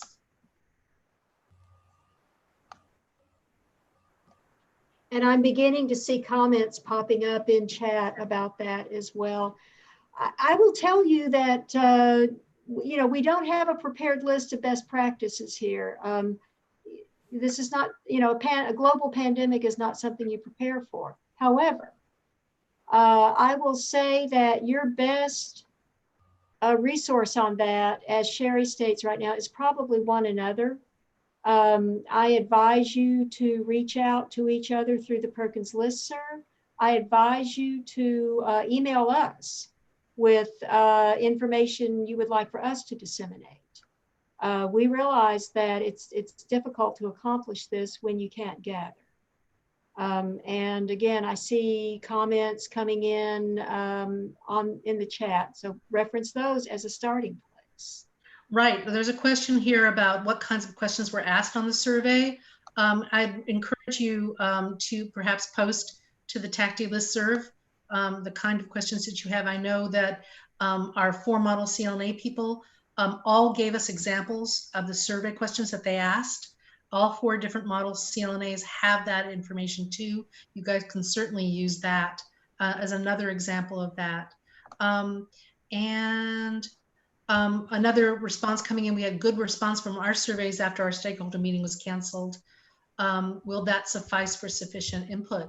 Good response on surveys is a good response on surveys. So I think we're all thumbs up on that, right, crew? Yeah, absolutely. Good on you. Then another comment, we also had significant participation from employees via survey. So they were able to pull that up. Partner with your workforce board and your chambers of commerce. Absolutely. That's a very, very good suggestion. Let's see now. We asked our partners to help encourage participation in focus groups, like the chambers, ISDs, economic development organizations, and they encourage their members to reply. So again, yeah, use your allies, use your partners and allies in your community to galvanize survey response. Make sure that they're talking about it. Now we're seeing a lot of transactions back and forth. Someone else mentions that they were able to gather employer data and use their local chamber to get that employer date and fall advisory committee meetings to get responses. Again, these are all really good strategies. I'm going to say there's another, Carla, thank you, Carla. Carla mentions that she liked the models. She thought that they were very helpful. Yes, they were. Let me step in. Sure. I don't want this little data point to be lost to history. Oh, I'm about to talk about the data collection question from Krista. Is that what okay, let me just say this. I want to acknowledge that the model CLNAs were the brainchild of one Dwayne Hiller, who sits very quietly and with great decorum in just doing his work. But we followed through on an idea that just popped out of Dwayne's brain in a staff meeting one day. So a lot of people have done a lot of work, but I just want to acknowledge Dwayne on that little point. So this is the question from Krista I wanted to read about data collection. As more messages come in about good strategies and ideas on how to galvanize stakeholder response. Since the year of the data collection and the year of the data provided as core indicator accountability data differ by almost 2 years, it is very difficult to connect the data with the actual activities and goals in the application. So knowing how the data is calculated would allow us to better measure the activities and then assess the actual input they are making. So Krista is making a case for why it's really important to better understand how the CBM calculations are done by the data. I think that we agree, Krista, very much. Indeed, Krista, we understand your question and your concern and the field's desire to understand better how the core indicators come to be in their data records. You need to know how they're calculated so that you can calibrate what you do. The fact that we have the inevitable data lag is not helpful. It's also not helpful that you have to rely on us for what your students are doing after they leave your institution, unless we turn them back to you to survey via the 116. More transparency is our goal on data collection. It's not for want of the desire. It is, again, just due to the staff time required and the volume of work undertaken to get Perkins 5 implemented. But we will try to proceed with this. And I just want to say this as well. You don't often pull a lever or push a button in one year and have a major result in the next year in Perkins 5. During the years I've been working with grants, we see small incremental changes across a year, and it's because of what somebody did across 2 or 3 years. We look at core indicator trends. 1 year is never representative to the same extent that a trend across years is. Where colleges get focused and purposeful about applying activities to meeting the core indicators, and by extension, meeting their students' needs better, core indicators trends are inevitably positive for those colleges. We have another suggestion, really good one, about incentives to try to get stakeholders to collaborate on stakeholder consultations. For a student group, a survey was done, and one of the industry partners for the college offered a gift card drawing all the students that was submitted a survey, got to go into I guess a lottery for a gift card, and the student response was really strong. Great idea. We also saw this, during our stakeholder consultations with all of you around the country. Getting the students in was an issue, and the institutions that offered meals or credit or time credit for if they could, were able to solicit really nice student participation. So a little incentive, a little reward for participation never hurts, especially when it comes to students. And we even had parents in our stakeholder consultations, which again, you are encouraged to do, though it's not required. Getting them incentives to get them in the room is also very important. Got a ton of thank yous to Dwayne, which are really well deserved. Any other questions, folks? We're at 11:42, and we're very near our time where we're going to do our normal break anyway. Remember, I have a question. Well, before Stephanie, you do, yeah, go ahead. Go ahead, Mandy. Stephanie, do we have a way to save this chat? It may be useful to people later. I can go and try to see. I'll check during the break. Okay, at the very least, a copy paste. Yeah, okay. Yeah, definitely. There's another 2 questions on data, or there's a question on data, which looks really good. I'll share that. Will the data resources also have program level breakdowns for each of the areas so that we can better pinpoint activities towards specific programs not performing in the same way as others? This is difficult for us in the past. Data resources, especially in respect for retention and transfer at the program level. That's a really good point. Unfortunately, that program level breakdown, especially a breakout for the individualized special populations categories, is difficult to, well, let me say on 2 levels. We have not traditionally reported that by program to you other than non-traditional, simply because it's just not something we've done. We have on occasion done this for an individual college. Where we look at disaggregated performance data, we gave that to all of you all in your run up to the CLNA. It was one of the resources we provided, and much of it had to be screened because of the small numbers. Anything under 5 for a given category in a specific program, was potentially personally identifiable of a student, and we were not allowed to distribute that. Yeah. So there are problems inherent with that, but I will tell you that it's just not something we've done universally for all colleges. Could it be done? Likely so. Do we have the resources to do it? I can't answer that question. So I have to be non-committal on that, but I understand your desire to have it. Also say that this is the sort of thing that your institutional research or your LMS system probably could track for you.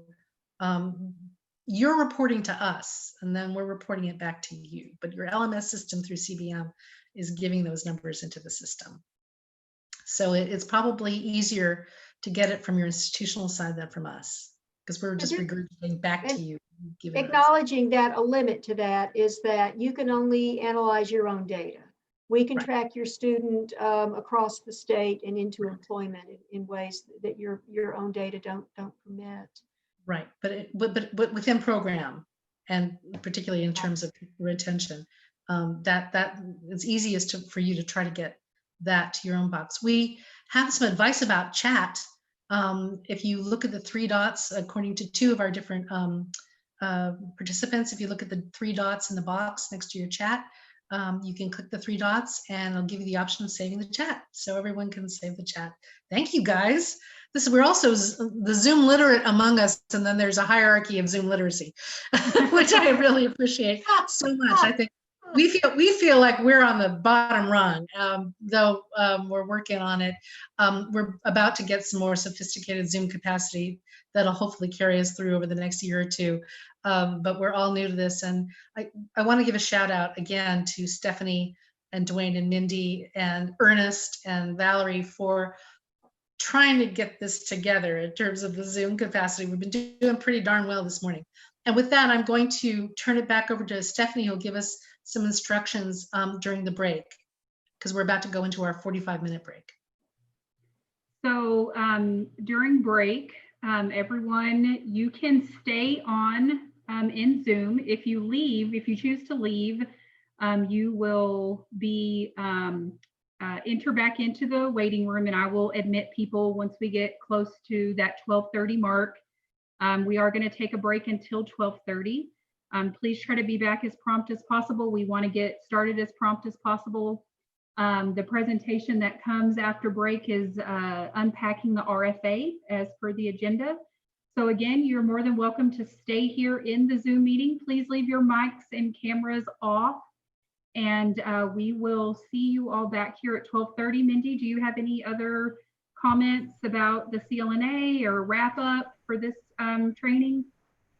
Only to say that we appreciate you being here this morning. We appreciate you bearing with us as we've dealt with our own technical issues. We want you to give us feedback continually through chat on what else you would like to know and where we're not sufficiently clear. And I'm going to join Sherry in thanking everybody for getting this up and running this morning. I'm going to add my thanks to you all for being here. Please join us after the break. We have more. Okay, thank you.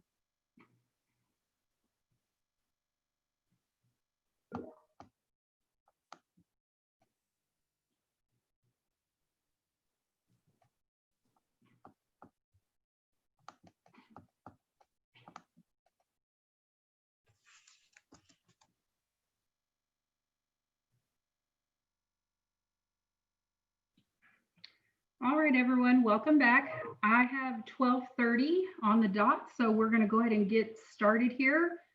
I do want to just mention some housekeeping items again and give a clarification from the CLNA presentation. So again, please make sure your mics and your cameras are off. If you have questions, just as we've been doing in the morning time, just pop those into the chat. We are monitoring that, and we'll have our Q&A, of course, at the end of each of the presentations this afternoon. And also, we just want to provide a little bit of clarification that we realized over the break. There was a question about a cover page, a signature required for the comprehensive local needs assessment. So in reviewing those documents, there is not a signature required, even on the stakeholder checklist.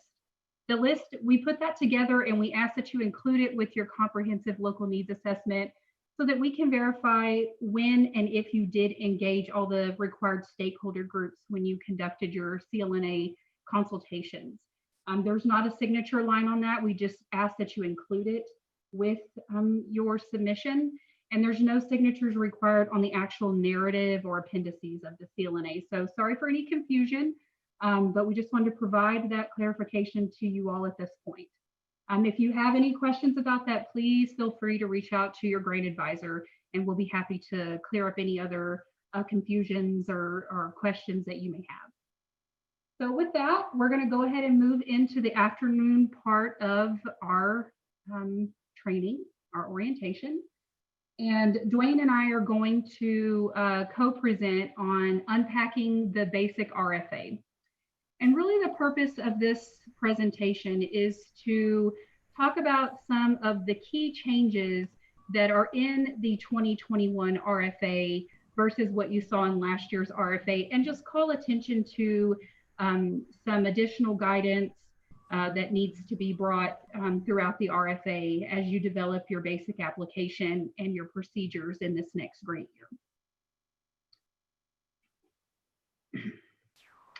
So first, we want just to bring attention to the calendar of events. The posting date, the RFA has already been posted. And then of course, just the following events will occur as they are presented in the calendar. If applicable, if a reallocation is given, that will be sent out to institutions by July 29th. If you have any inquiries or questions, those need to be sent in by August 10th. The application deadline this year is August 31st. So you'll need to have your basic application submitted by then. I'm also monitoring the wait room, so be patient with me. The application cover page and the federal certifications deadline, that is due September 7th. And then of course, the grant period will begin on September 1st. So that is the calendar of events for this year's RFA.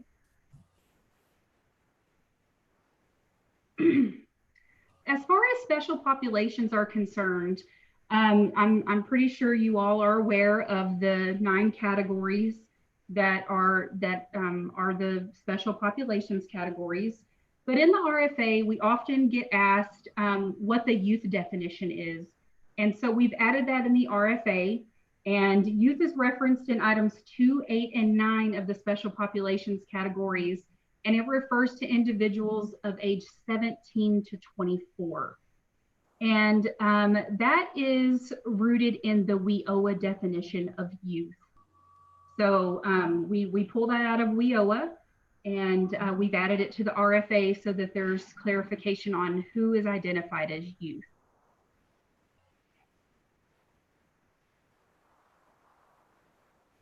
So, you know, we spent a great time this morning talking about the comprehensive local needs assessment, and it's referenced multiple times in the basic RFA.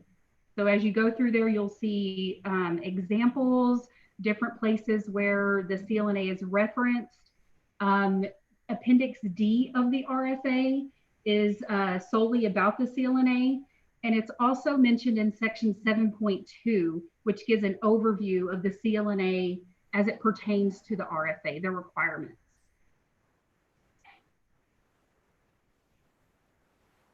And just to add re-emphasis here, it's very important that you use your CLNA as a basis to build your application. And at a minimum, you need to be addressing access and equity in your student goals, in your evaluation plan. So with that, I'm going to turn this over to Dwayne, and he is going to talk more about the core indicators and reporting requirements and deadlines. Okay, as you probably remember from last year, we had the 3 core indicators, basically replacing the 6 from the previous Perkins 4 grant application. We'll go over these. We've had the definitions, but we didn't really have a clear definition of what, how each one was collected and what the state standards would be. So now we have this information that we'd like to present to you. So next slide. The definition of 1P1, the post-secondary retention and placement. As you remember, this was formerly in 2 separate core indicators. It's been combined into one. And this is the percentage of CTE concentrators who remain enrolled in post-secondary education or are in advanced training, military service, or a community service program, or are volunteers in the Peace Corps, or are placed and or retained in employment. So the next slide will kind of give you a breakdown of how these are counted. So again, we have enrolled in higher education, employed somewhere in Texas, taking advanced training, they're in the military or in a community service program. And the denominator is, of course, the total number of CTE concentrators who were not found in the fall of the following year in the institution or district. So anybody who left the institution will be followed up with this data to track where they ended up. And for the state standards on the next slide, again, it starts with the first year of 83% retention or placement for the state determined performance level. And it goes up to the 83.6%, it gradually increases up to year 4. The 90% standard, which is the benchmark for showing that you met the standard, starts at 74.7% for the first year, and then goes up to 75.24% for the 4th year. So the second standard is earned a recognized post-secondary credential. And this includes all concentrators who received a credential during the participation year or within 1 year of leaving the program. And this, of course, means that the student will get counted whether that student obtains the credential during the year or within the year following when they complete the program. And again, the calculation for this is the numerator is either they earned a degree, earned a certificate of completion of apprenticeship, they've passed the state recognized licensure exam, or they've passed an industry recognized certification exam. And again, this is anytime within the year after, either the year that they completed or within a year after completing the program. And again, this is a fraction of the total number of students who left the institution or not found in the institution this year.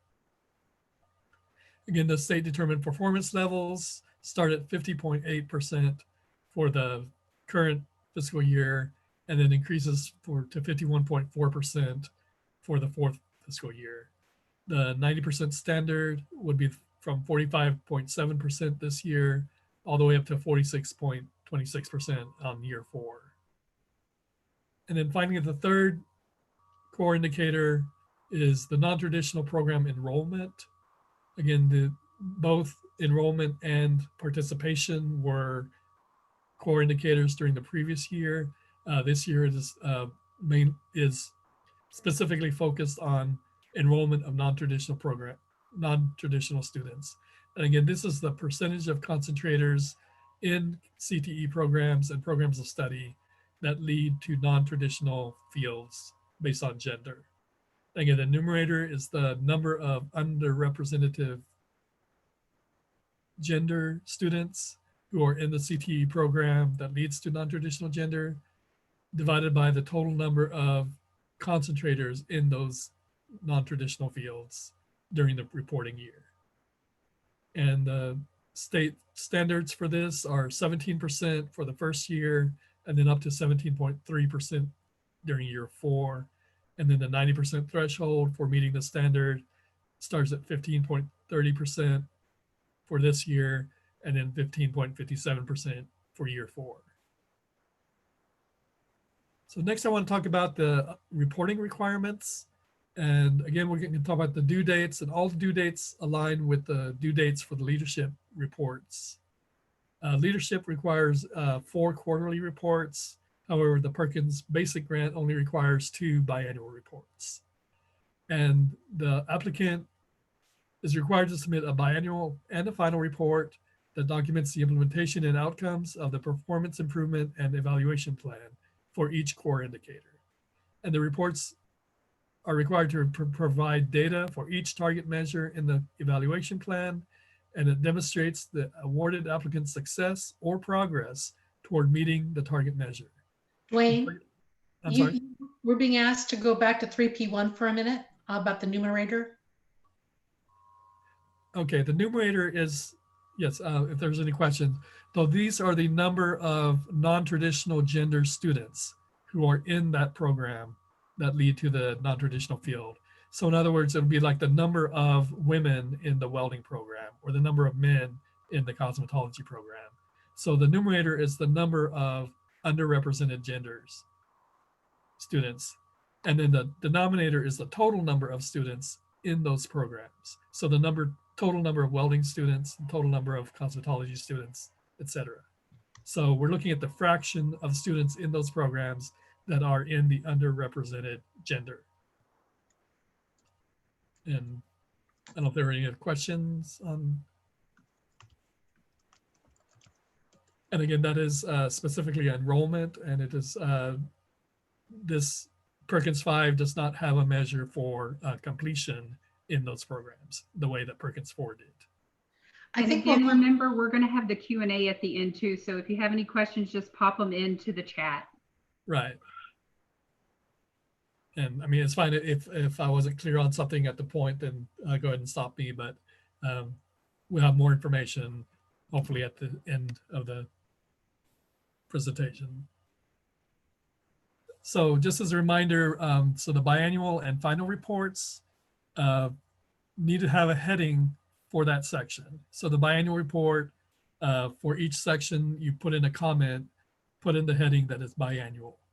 And then when you do the final report, don't delete the biannual report, but then put in 2 hard spaces and then put in the final heading and then put in the comments for the final report. So we'd like to see both the final and the biannual and the final reports comments during the final report. And again, even if something is completed in the first half of the year, then the final report will just say met during biannual report or something like that. But we do want to see both biannual and final report comments in the final report. So we also have the, I'm sorry, back that slide. We do have the deadlines for the first half of the year. The first biannual report, the period goes through February 28th, and the biannual report is due a month later at March 31st. And for the final report covers to the end of the year, August 31st, and the report is due on September 30th. Just as a reminder that if a due date falls on a weekend or a holiday, then the report is due the following working day. Okay, likewise, we have the expenditure reports, and this is on the form CB 100 during the year. You can report them either monthly or quarterly, but you have to at least report 1 expenditure report every quarter. If you do more than 1 per quarter, that's fine, but there has to be at least 1 per quarter. And then the final expenditure report will include actual expenditures for the grant and will include form CB 320, which is the one that shows exactly how much was expended for each activity during the grant period. So again, just a reminder that all expenditures have to be completed by October 15th of 2021, which gives you a month and a half following the closeout of following the end of the grant period. And anything submitted after October 15th will not be reimbursed or will not be eligible to be reimbursed for that program year. And again, the first report covers through November 30th and is due December 31st. The second mid-year report covers the period through February 28th and is due March 31st. The third quarter covers through May 31st and is due June 30th. And the fourth covers through August 31st and is due by September 30th. And again, the same rule applies that if that due date falls on a weekend or a holiday, then the report is due the following or the next working day after that holiday or weekend. Okay, and I think now I turn it back over to Stephanie, and we're going to talk about some cost guidelines and specifically some changes in this year's grant period for the cost guidelines. Okay, so in Appendix J in the cost guidelines, we wanted to bring a special attention to expanded guidance on time and effort record keeping. So we've added a statement here that time and effort reports must document staff's specific time on task in detail, even if staff is 100% FTE Perkins funded. Grant employees must show that time on task is CTE related for allowability. Additionally, grant employees' recorded effort must align with Schedule A listed and approved job duties. So we often get many questions about time and effort documentation. And while it is up to the institution to create an internal control on what that looks like, we don't give guidance on, how to format time and effort. It does have to show time on task. And so when you do, this was added programmatically in Perkins 4. And if you are selected for a desk review, this is something that will be reviewed, is time and effort documentation for any staff that's listed on Schedule A. We will look at the activities recorded to make sure they're CTE related. We'll also look to see if those activities are mentioned on Schedule A. And additionally, time and effort may be viewed by our internal audit team on a fiscal desk audit. So we want to make sure that you all are recording time and effort accurately for grant employees, as it is a federal guideline. So please make sure that you have those internal controls in place.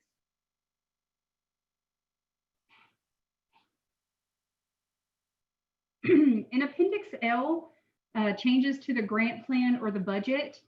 So just a call attention to some things that have already been in the RFA that many of you are probably familiar with. So when we're submitting changes to the grant plan, you need to make sure that you're following Appendix L requirements of either an email notification or a formal amendment. And when we get to the budget presentation, we're going to go a little more in depth about budget, how to do this, what the requirements are. So we're just kind of touching it here. And when we get into that budget presentation, we'll talk a little bit more about this. So when you send an email notification, you'll do that to your designated grant advisor. You can always find that staff list on the coordinating board website. And then amendments are submitted in the Perkins portal. When you are submitting an amendment, you need to make sure that you're using the correct formatting.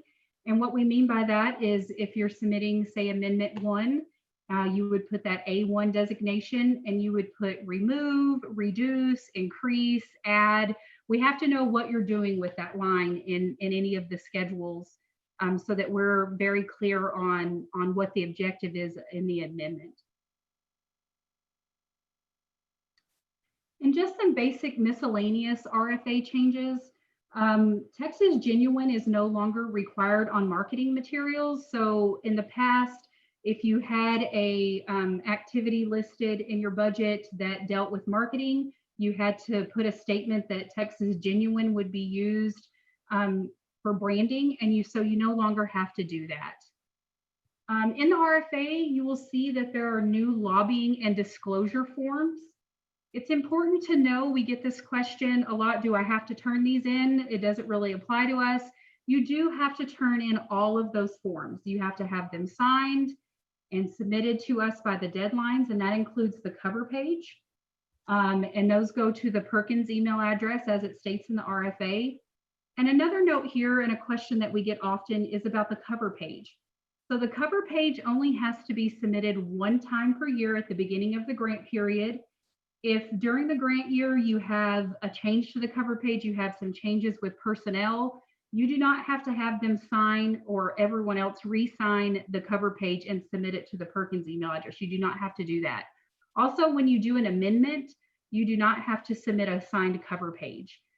We only require those signatures at the very beginning of the grant year by the deadline specified in the RFA.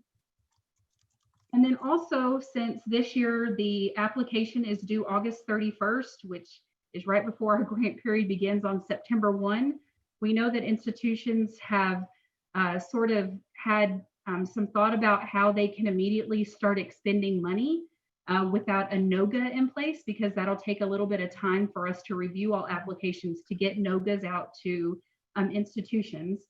So this year there will be a budget for a pre-award cost. And we will discuss this much more in depth of how that is done when we get to the budget presentation here in a little bit. So now we're going to move into the Q&A, and let me add Mindy and Sherry in on this conversation. Give me just a second.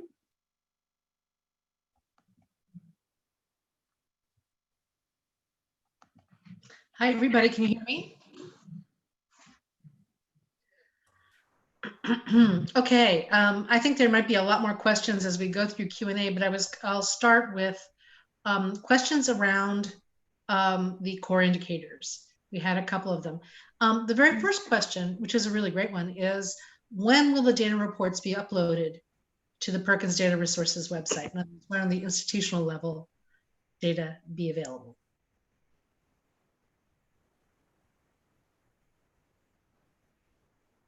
Mindy, you're still muted, I think.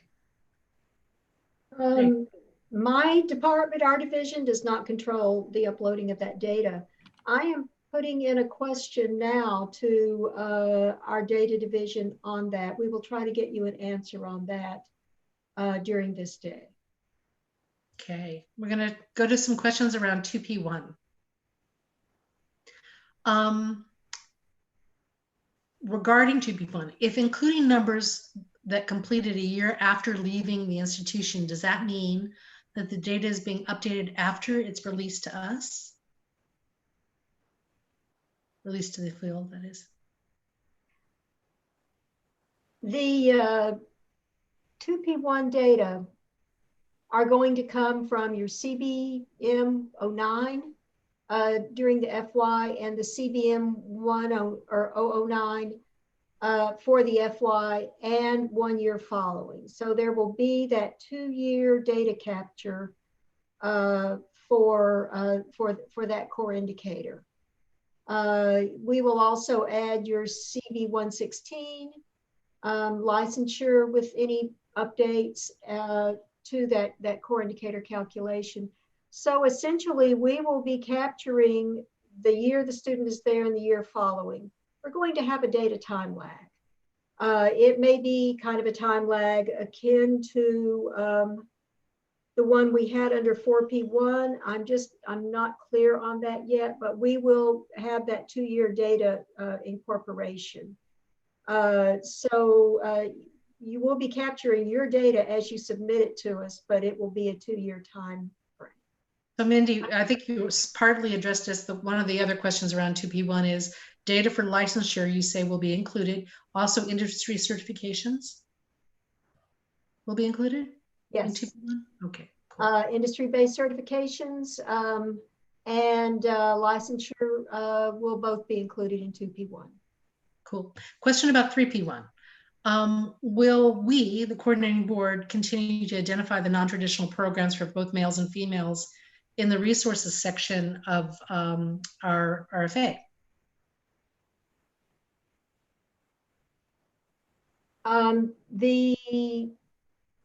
Okay, are you asking a question, or are you asking about the non-traditional occupations list or program list? I'm not sure what the question is here. It seems to me that's my interpretation, but please clarify, participant, if we're getting this wrong. You're wondering if we're going to give you what the non-traditional programs are for male and female. I think we have done in the past. We do not include that in the RFA. It's not in the RFA. It's included in your Perkins data for your specific programs that are non-traditional, that fall in that category. At the end of your Perkins data report, when you yes. click on it, at the end of it, there's the two appendixes, and they're each about 10 or 11 pages long. And these show the nationwide breakdown. Industries recognized as non-traditional for males, and then the next one will be industries recognized as non-traditional for female. So these are listed by, I believe, by the 6-digit zip codes.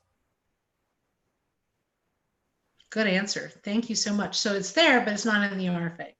Right. Basically, it's on our Perkins data resources page and your institutional report. Cool. A couple of questions about, the clarification from Marilyn is she was asking about the data resources themselves. Okay, thank you. Thank you, Marilyn. Concerning time and effort, first question, is time and effort keeping, data record keeping required for administrative and admin cost, folks?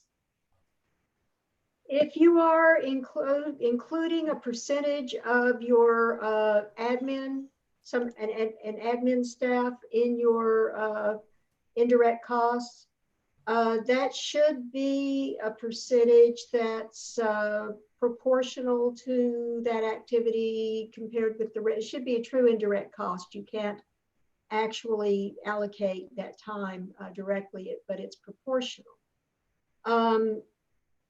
We've never been asked this question before, whether one needs time and effort for admin. I think rather than try to answer that speculatively here, I want to get clarification on that and send that out to the field. I'm making a note on that now, and we'll provide some response to the field about this within the week. Cool. We have 2 more questions around scenarios for time and effort and how to think about them. First, in the case of part-time employees whose percentage of time on Perkins varies based on the actual time that they use, for example, tutors. When we submit the budget, when an institution submits a budget, what percentage should we enter without knowing the exact or even approximate percentage of time they're going to tutor in advance?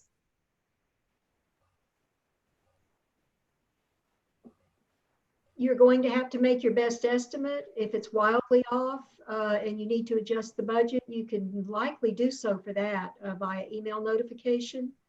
But we can't give you any advice other than to say a budget is always a plan. So just, make your best estimate. Relatedly, or kind of a different question, different phrasing of a question. This is an institution asking if what they're doing seems to be the right way to do it. If staff are funded 100%, a semi-annual certification is required, and that signatures on that confirms that everything within their job description is aligned with CTE. And is that sufficient? Stephanie, you want to take that one? It is not. Staff must be recording.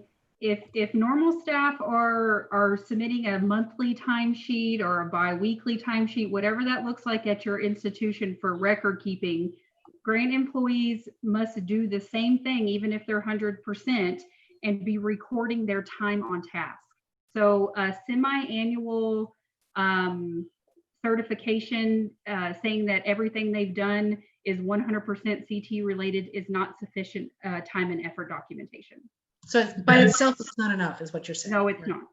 Right. Okay. And I will add that that's a change we've made to the RFA in the past 2 years, I believe. This is the 2nd year that you must keep time and effort, even if an employee is 100%.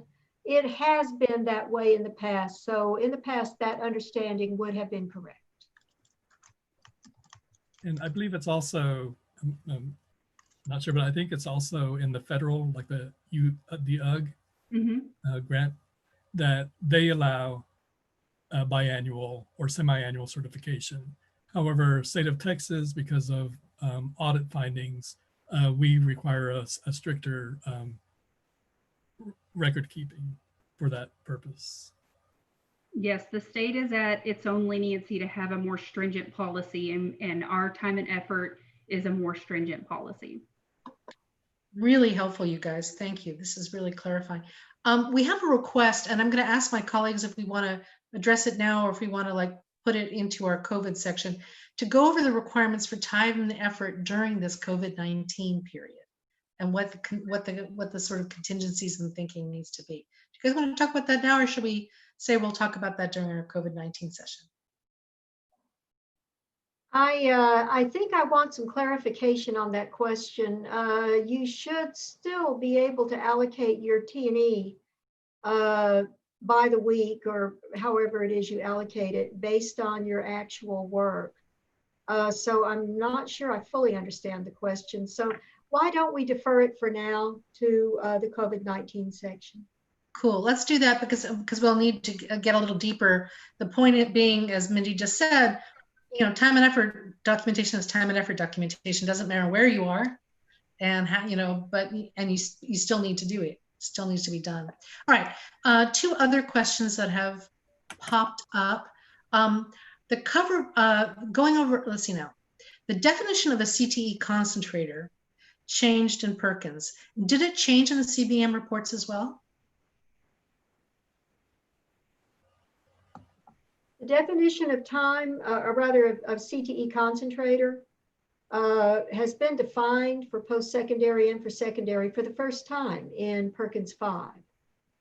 We have been using, for the life of Perkins 4, we used the same definition that has now been encoded in statute as the definition. So no, it has not changed.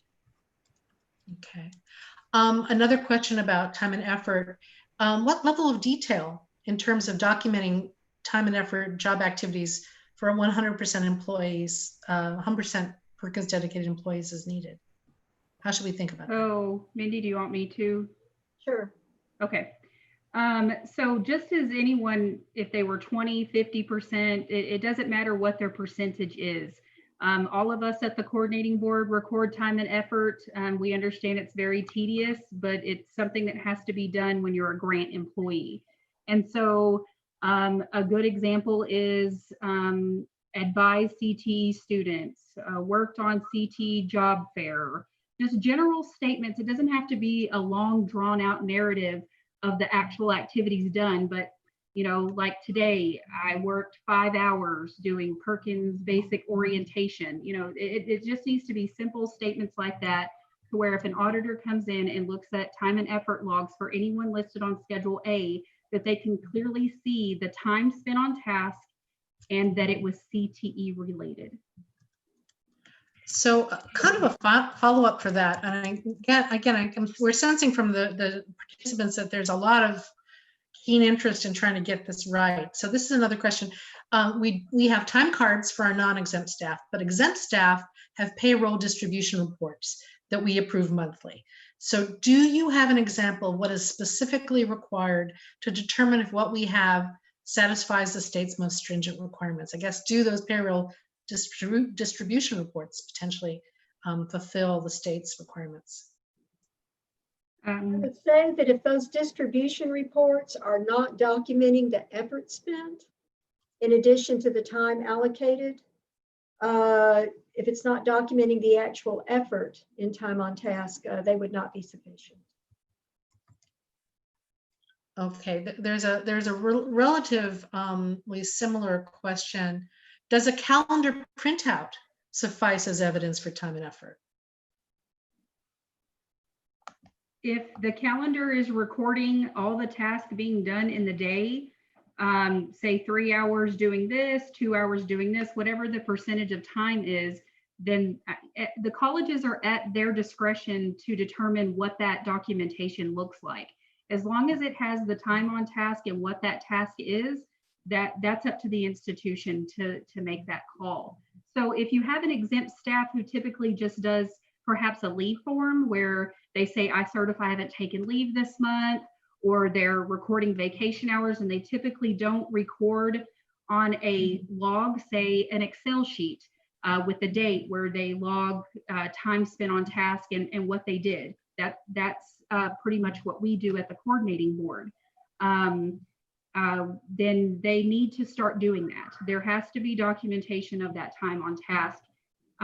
They may not submit that to the HR office. It might just be held within their internal department that maybe a supervisor looks at to determine that those, and they're certifying that the time that, you know, the percentages are being met.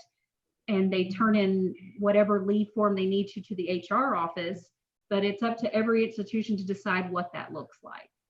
So again, so in the case of Perkins funded employees who are filling out their monthly time and effort reports, their general statement of time on task activities can be for the entire month, or must it be hourly, daily, weekly? You need to be recording your activities on a daily basis, almost hour. I mean, if you did 1 hour on this or 1 hour on that, you would be recording those on a daily basis. So similarly, if you have hourly tutors whose only job is CTE, so they're 100% CTE, does there still need to be a separate time and effort report put together for them? If their initial time and effort documentation records their activity, say it's just tutor CTE students for 5 hours a day, and it has the activity and the time on it, then a separate document wouldn't be needed.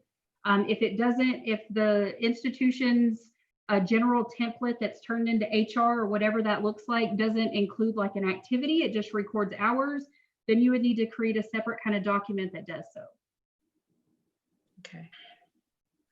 Any other comments on TE from our team right now? Really good questions, you guys. We have a different question. The cover page of the basic RFA asks for an application number. Have those been shared yet? And when are the documents due? Well, I want some clarification that on that. We talked about cover pages earlier when we talked about CLNA. Right, Is this referencing the CLNA, or is this referencing the portal in the application? I believe this was referencing the basic RFA. The basic RFA. Yeah. Mm-hmm. Yeah. Okay.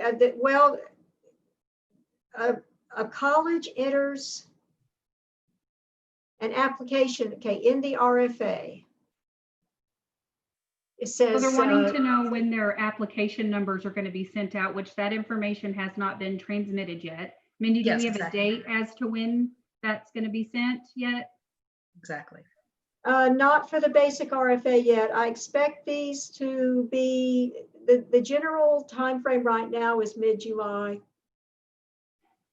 for applications due August 31st, which would be proportional to the release in past years, but we don't have a definite date yet. Okay, so the answer is mid-July for your application number. August 31st is the deadline for the basic application. And then the cover page and lobbying disclosure forms, I don't have the calendar right up, but I believe, is it September 9th? I believe so. I think it's September 9th. You can find the RFA calendar of events is in the very first part of the RFA, directly almost after the table of contents. And some of the basic ones are actually on the cover page of the basic RFA as well. Cool. Any other questions? Up until now, I think we've captured everything that's been put in the chat.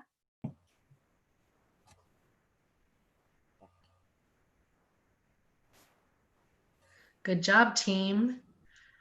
With that, I think I'm going to pass this back over to, well, Terry, you're muted. now I'm That's unmuted. my fault. Sorry, Yeah, Terry. passing it over to Stephanie and Mindy to talk about the Perkins Basic Grants budget basics, something that we all really, really care about. Thanks very much. All right, everyone. So we're going to move into this budget presentation. I'm going to let Mindy get us started, and she's going to talk about this pre-award budgeting in this RFA and grant cycle. And let me get to my notes here. Okay, we've added the option to budget for pre-award costs this year in acknowledgement of the delayed application due date of August 31st. We know you need to be able to operate. You see the requirements for pre-award costs here, and the section of the RFA that refers to the pre-award costs. And let me ask you to go on past this slide, please, Stephanie. to, yes, here we go, this slide. We have a definition of pre-award cost here from the RFA that is applicable. Pre-award costs are costs incurred prior to the effective date of the grant, where such costs are necessary for the efficient and timely performance of the scope of work. Now, the effective date of your grant is the date your NOGA is executed. Well, you can't wait that long to begin expending funds. That may be, longer into the grant than you have. Therefore, if you need to make payroll, et cetera, you can budget for pre-award costs. And here's how it will work. You may budget up to 15, or you may designate up to 15% of your budget for pre-award costs. 15% of a 52-week year is about 8 weeks. So we're allowing you to budget for roughly, or provide for roughly 15% of a budget through pre-award costs. Expenditure of pre-award funds must be allowable costs.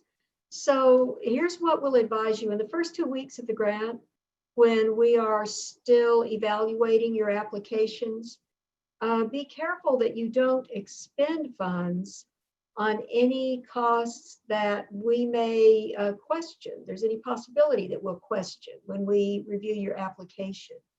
If you have any uncertainty, just go ahead and contact your grant advisor about a particular cost, just to make sure that you don't expend funds on something that we later say you need to remove from the budget. And then you should, you should assign an appropriate grant activity for each pre-award cost line. And you may have more than one such line in a budget schedule. Now, I'm going to deal with examples of how your budget line should look in the budget. And so let's look at the next slide. We'll deal with it over there. Okay. And here you see what your pre-award cost budget line should look like in the RFA. Now, this is important. We provided examples in the budget sections of RFA 7.5 of how your pre-award costs should look. I will begin this slide by telling you not to use the examples as they appear now in the RFA. We're going to be amending the RFA to require that you use the format shown in this slide. Okay? And here's why. We have realized that any amount that goes into that amount column accrues to the total at the bottom, and we can't modify that. So we don't want you to allocate any funds in the amount column. We want you to put those funds in the description and enter the amount of 0 in the amount column. That will keep your budget total for each schedule actually aligned with the costs you do plan for each budget schedule. Okay, and going on, you'll see here that this example is taken from Schedule F, but the format applies across all budget schedules. Create a separate pre-award costs line for each grant activity. Here you see pre-award cost budgeted for professional development, special populations, upgrade curriculum. So we would like to see you break it out that way. You don't need to break out exactly what those costs will be, but by the grant category, just allocate a percentage of pre-award costs wherever you deem it needful to do so. And you'll enter that 0 in the amount column. So if you have any questions about that, please ask your grant advisor. We believe this is pretty simple and straightforward. We never want to assume that you won't have questions. Please ask questions if you have them. Again, this is new to us, this is new to you. but it will make you able to operate beginning September 1st, even as we still evaluate your applications and prepare NOGAs. Let me say this about NOGAs as well. We will try to have those lined up and ready to go upon approval of your application. So we hope there will not be much lag time. That's work that will begin this summer. So I will give it back to you, Stephanie.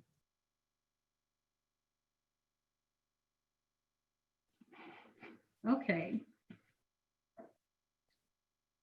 So again, we're going to talk just a little bit about the CLNA and the budget, as we've had today many times.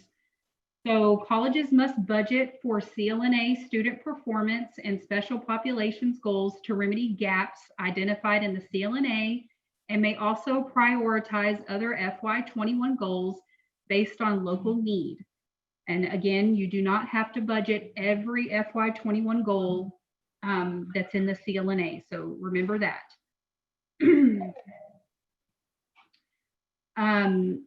Again, Mindy gave a really good example earlier about certain things that don't have to have a CLNA reference. And one of those is keeping CTE programs current. So that would be something that doesn't have to have a CLNA goal tied to it. And once we move through the budget presentation, as Mindy mentioned, there are some budget examples. Again, keep in mind that it will be amended to show that $0 amount in your pre-award cost. And you'll see the CLNA goals tied to the schedules here shortly. So special populations and expenditures. We get a lot of questions from institutions about what money can be spent on any kind of resources for students. So budgeted items may be spent on mitigating and or removing barriers to participation for CT students who identify as one or more of the special populations categories defined by Perkins 5. All expenditures must be instruction related, meaning supplies, costs for access, and direct cost of participating in class. Examples of these can include textbooks, uniforms, tools. With textbooks, that can include open educational resources. It also includes any kind of technology, software licenses, testing vouchers, and then of course, transportation and childcare. Perkins funds cannot be used for rent or flat tires or anything like that that may be done with an institution's emergency fund if one has been set up. It's only to mitigate barriers for access. So supplies, cost, and access. With dual credit students in the budget, it's important to know that the coordinating board does not include dual credit students in the basic allocation count or the CTE concentrator cohort for the core indicator calculation. The secondary, post-secondary pathway is a huge emphasis in Perkins 5. But, and we can support programmatic costs for dual credit students, but high schools should support their secondary CT students' access costs with their own Perkins funds, because those students go into their performance evaluation and their budgeting and stuff like that. For us at the coordinating board, we don't count dual credit students in your numbers. So a good example of a post-secondary institution supporting dual credit students is by sharing the cost of software licensing certification exam with a local high school, but not paying for the students to take the certification exam. So you can share in the licensure of that exam, but you cannot pay for dual credit students to actually take that exam. Another good example that we heard during our stakeholder meetings in the fall was that some institutions want to try to recruit dual credit students in a more innovative way into CTE programs by potentially sharing a CTE advisor that works part of their time at the post-secondary institution and part of their time at the high school. That would be a shared cost between the high school, the secondary institution, and the post-secondary institution. So that's another way that both entities can support dual credit students.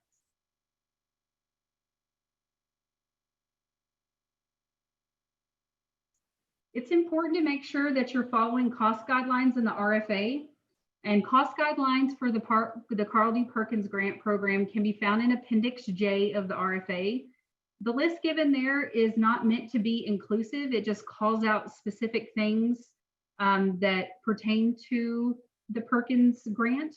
You definitely want to make sure that you're following uniform grant guidance. In the RFA, you want to when you're expending funds, you want to make sure they're reasonable and necessary. Reasonable means a cost is consistent with prudent business practice and comparable to current market value. And necessary means the cost is essential for the awarded applicant to accomplish the objectives of the project. The awarded applicant must comply with the applicable federal cost principles in expending grant funds. And here are some common cost principle questions that we get. In-state and out-of-state travel. You want to make sure you're paying attention to those guidelines, the federal cost guidelines that are in the RFA and in uniform grant guidance, making sure that you're only spending money on allowable costs, that you're following the GSA rate, anything that's within those cost guidelines, you make sure you're following those. A second thing is food and beverage costs for hosting meetings and traveling. Make sure you pay special attention to those requirements. We often get asked about what's allowable and unallowable, like gratuities and receipts and stuff like that. So your college may not require employees to turn in receipts for travel, but for federal grant employees, they must turn in receipts for food. For travel, yes, and for food, yes, they need to turn in those receipts as well, so that we can make sure there was no unallowable cost charged to the federal grant, meaning alcohol, gratuities, etc. So you need to have your federal employees who are traveling on Perkins funds turning in food receipts. And the last thing is salaries, wages, and employee benefits. Make sure you're following those guidelines, and we're going to go a little bit more in depth when we go over Schedule A here in just a second. And again, if you have any questions about allowable or unallowable cost, just reach out to your designated grant advisor. We'll be happy to answer those questions for you or do the research that's needed to get your answers, get you some answers. So within the RFA, we want to make sure everyone, when you're doing your basic application and putting your budgets together, that you're formatting your budget lines correctly.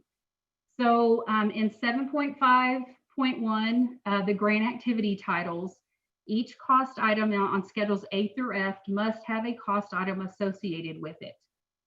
You can, on a budget line, bundle conference registrations, line item savings or overages, supplies, marketing outreach into one line. So if you don't want to break those out and you want to put them into one line, you may do so. And then you need to remember that the other grant category is intended for costs that don't fit perfectly into any of the other grant categories. So you want to use other loosely. If it fits in special populations or curriculum upgrade, you need to make sure you're choosing the correct grant category. We often see in expenditure reports or amendments, not expenditure reports, amendments, that the other category will be over on a schedule on the CB 320, and that's because the correct grant category wasn't chosen. So you make sure you're choosing the right category for your activity. And then last there, marketing and supplies or consumables that are budgeted over $2,000 must have that unit cost breakout that we ask for. And that's in 7.5.7 of the RFA. So if the unit cost is over $2,000, you'll need to break that out. Say you're going to order laptops and you're going to order 50 at X amount of dollars, and that total is over $2,000. So you're going to need to provide a unit cost breakout for us, and an example provided there in the PowerPoint. Now we're going to go over the different schedules of the budget and just talk a little bit about the formatting. So Schedule A covers salaries. Salaries shall be calculated at a pay rate that is comparable to those paid for similar positions. Time and effort documentation is required. You may not request salaries and fringe benefits for executive officers or administrative staff. And stipends requested for full-time employees for special projects shall be for work to be performed outside of normal duty hours. So again, those are just some cost principles there that you'll need to follow when you're putting together your Schedule A. And you'll see here, there is an example of the entry format in the Perkins portal. You'll see the pre-award cost, and this is what Mindy was talking about earlier. That part of that special populations, the South Campus 50%, $22,000 is a pre-award cost. You would put there how much in the pre-award cost in the title position, the $3,300, and put a 0 in the amount category. We will be amending the RFA. Right now, these examples are in the RFA, so be looking for that amendment soon. So the only change there in these forward slides is that in that pre-award line, you put a 0 in the amount. You also see a CLNA reference here. So say the South Campus found in their CLNA a gap, and so they decided that funding this special populations student advisor would help close that gap in whatever was identified in their goals. And so there they put that the CLNA goal of that there is relative to this budget line. So that's an example for you. So Schedule B is your travel schedule. You may not request travel for executive officers or administrative support staff. Travel costs shall include airfare, mileage, hotel, per diem, and other costs directly related to transit. And then remember that conference fees and other registration costs are charged on Schedule F. Again, here's an example of an entry format. And you can see here that this first line of South Campus Special Populations Advisor, that was another goal apparently in their CLNA, and so they put that CLNA reference in there. So Schedule C is where all your capital outlay and equipment are listed. And this is anything that is defined by federal cost policy, tangible property having an initial acquisition price of more than $5,000 per unit and a useful life of more than 1 year, or if the applicant has a more stringent policy. And if you do have a more stringent policy for capital outlay and equipment, you do need to send that to us. You have to send that to the Perkins email address and notify us that you have a more stringent policy. Using the same criteria, computing devices shall be categorized under Schedule C or Schedule F based on the initial per unit acquisition price. So if you're buying computer equipment that 1 unit is more than $5,000, it goes on Schedule C.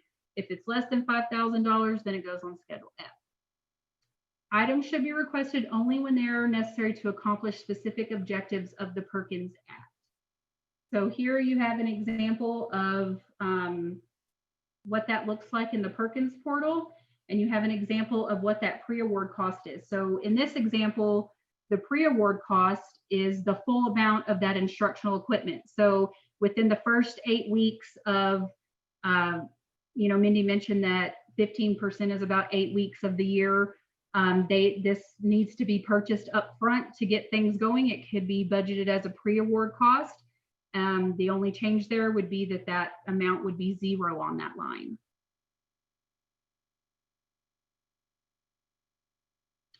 Schedule D is where consultants and service contracts are listed. The applicant shall not request consultant or contract fees for any services that can be provided by employees of the applicant. An employee of the applicant shall not be paid as a consultant or contractor, even if the work is done while the employee is on leave or after regular work hours, and the reference to the CFR is there. Schedule D shall not include vendor contracts, which belong under Schedule F, and that's operating expenses, services, books, and supplies. So vendor contracts go on Schedule F, not as a consultant or a service contract. Again, an entry format example is provided. You can see in the first line, there is a CLNA goal tied to that, and there is a pre-award cost that is tied to that as well. And in this example, it looks like that needs to be funded up front, and so the full amount of the pre-award cost is there for that one budget line. So, and just quickly, you can kind of see a theme here. And this is why Mindy mentioned that when you do your pre-award cost line, you don't have to reiterate the activity because you've already done a line of what that activity is. So you just have to put pre-award cost, the amount, and enter in a $0 amount in the total line. Schedule F, operating expenses, services, and books. At the coordinating board, we have such a fun time going through your Schedule F because it usually consists of hundreds of lines, especially for our bigger systems. And then you add amendments on top of that. So it's a lot of stuff to read, and it's interesting to see what you all are spending money on these great activities. So Schedule F shall identify all other allowable direct costs other than those identified in Schedules A through D. So this is where you'll find software, childcare vouchers, conference registrations. Anything else that doesn't fit on those other schedules is going to be on your Schedule F. And you'll see here another example. There's examples of pre-award cost, examples of tie-ins to CLNA goals.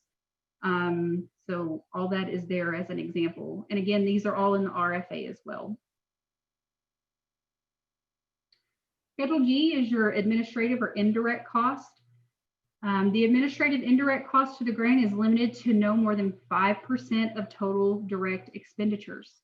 There are two allowable methods for arriving at your administrative or indirect cost, of which the applicant shall choose one. The indirect method, where the applicant has a federally approved indirect cost plan on file and makes it available upon request, or through the allocation method, where the applicant has a calculation projection on file available upon request showing that administrative cost is at least 5%. And out on our data tools, resources on our webpage, we do have a 5% calculator that can get you to arrive to that. This example includes a pre-award cost. So if you all feel like you need to charge to the administrative line within those first few weeks, then you can definitely add in a pre-award cost here. Just some various miscellaneous budget items. You need to remember that Schedule C cannot exceed its budgeted amount on expenditure reports. A formal amendment must be done in the portal to increase and decrease this schedule. So you'll find that in, I believe, Appendix L of the RFA, if I'm referencing that right. L, yes. Oh, look at that. My mind was on point right now. So you need to make sure that you're following those requirements. Your Schedule C, your capital equipment, if you're making changes to that, it has to be done via a formal amendment. That's decreasing or increasing that schedule. Schedules A through F and excluding C can be changed through an email notification to the college's coordinating board Perkins designated grant advisor if the changes do not cumulatively exceed the allocated total amount of the grant by 10%. So if you have some minor changes and you add those up and it's less than 10% of your total allocation, you can definitely send that to your designated Perkins grant advisor and ask for an email approval. Those typically get approved a little quicker than an amendment would. Some colleges, they wait, so they'll send an email notification and then they might later put in those actual changes that were in an email notification into an amendment if they have to do one in the future, but that's not required. So just make sure you're following those requirements of how to change your budget plan.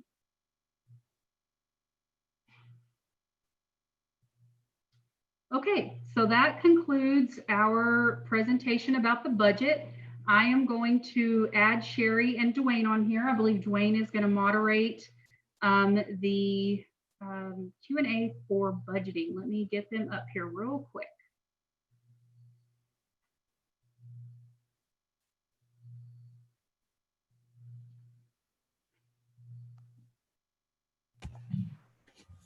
Okay, the first question that came in is asking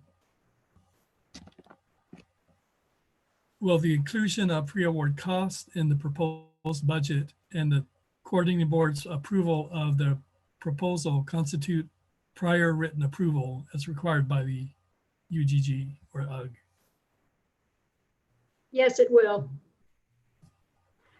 You are allowed to budget for pre-award costs. You are allowed to expend those costs, and approval of the application will stipulate to approval of those pre-award costs.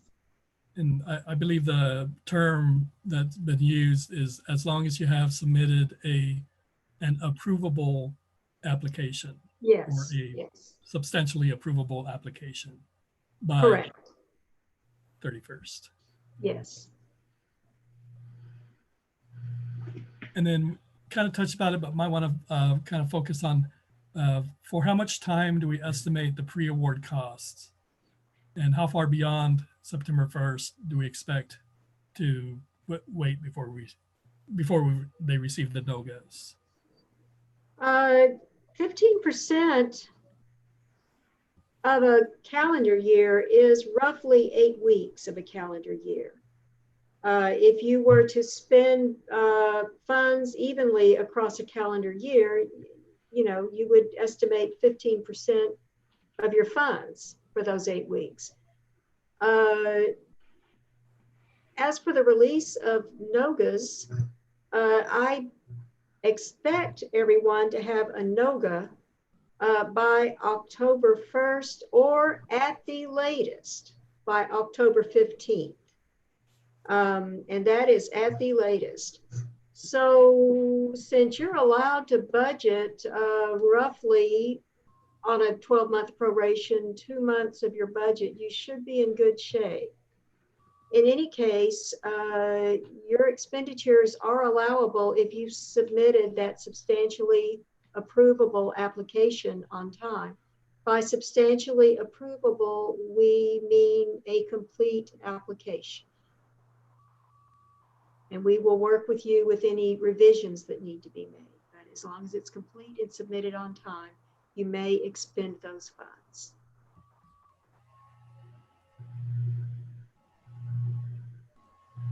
Okay, next, the college asks if they submit the RFAs before the due date, can they anticipate receiving a NOGA sooner than, I guess, August 31st, or sooner than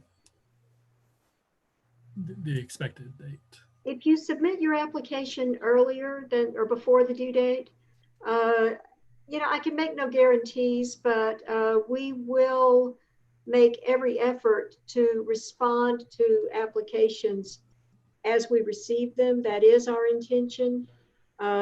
We must do it in the flow of the volume of other work, but we will do so. We certainly intend to have every application reviewed and either approved or in the process of revision by mid-September. Okay, next question. Should our business office wait and only file for our first reimbursement after the grant is fully executed? Or can they request reimbursement for pre-award costs before they're officially approved and the grant is executed? And we're in uncharted territory here. I would say that because you will have pre-approved pre-award costs, because you will have approved pre-award costs provided for in your budget, you should be able to freely file your first request for reimbursement on schedule if you're doing it on a monthly basis, which I assume this college is. Now, with this proviso, however, if you request reimbursement for something that we find during application review not to have been an allowable cost, and you have already expended the funds, you must cover that cost yourself. If you've expended funds and haven't applied for reimbursement, you will cover it with institutional costs. If you've expended funds, applied for reimbursement, and we have very rapidly, reimbursed your expenses, then you will need to reimburse us that money, or reimburse us that money back. So we advise you to be careful in what you do expend pre-award costs on. But yes, you should be able to file for reimbursement. Stephanie, would you like to weigh on in this matter? Do you agree? I do agree. I mean, if you're given pre-award costs, you should be able to report expenditures on schedule with how the institution does it, if it's a monthly basis, because you have those dollars already basically allocated to you through the pre-award cost approval. Okay, the next 2 or 3 questions mainly deal with allowable costs. First, can a Perkins dollars be used to mail resources to a student in another state who is taking online courses? If that student is your student and is being transcripted and you've reported that student as a technical or tech prep student in the CBM report, yes, location is not relevant. And next is tuition an allowable cost? Okay, let me address this one. Under Perkins 4, I would have said no. Our guidance from Octave would have been that tuition would not be fundable. Perkins 5 contains no specific restriction on supporting special populations students through tuition reimbursement. And the guidance that formerly we referred to from Octave, the non-regular or the non-statutory guidance, has been rescinded.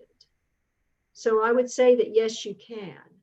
Now, I'm not an expert on financial aid. I'm not sure how that cost coverage would impact a student's financial aid. But all other factors being in the student on the student's behalf, including your considerations of any impact on financial aid, I would say that yes, it's allowable for a special population student when that expenditure does mitigate a barrier.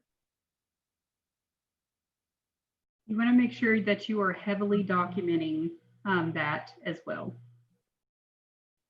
Yes. Yes. Okay, and next question is talking about dual credit students and how to treat tutoring support for dual credit students in PTech, early college, high school programs that are housed at the college. And they point out it would be difficult to separate the CTE tutoring services based on whether or not the student was a dual credit or a native student. Yes, and I'm going to step out on a limb here and ask Stephanie either to back me up or disagree. I'm going to say that in a case like this, where you very legitimately would have a difficulty in separating the two populations, that you do what you might do with other costs and do a percentage. The ratio or percentage of ECHS students to your CTE students, as a whole, to those two groups as a whole. If your ECH students are 30% of the CTE students on your campus, you might share with the secondary the 70-30 split. I do see where it would be very difficult to parse out which CTE students are which.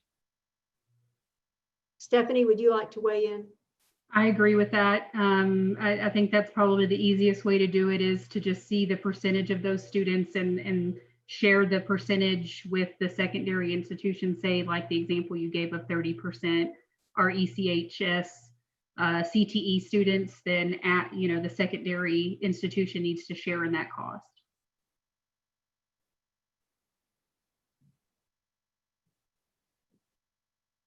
Okay, and next question is talking about on Schedule F, where you're mentioned that you can bundle conference registrations, for example. Can you bundle them even if it's for different conferences? Stephanie? No. If it's the same conference, you can, and you have multiple people going because you want to list out what that conference is, then that's fine. It's the bundle is for multiple people to go. You want to, if it's different conferences at different times, then you'll put those on separate line items. Is that correct, Mindy? Well, now this is registration, not travel. Oh, registration. Okay.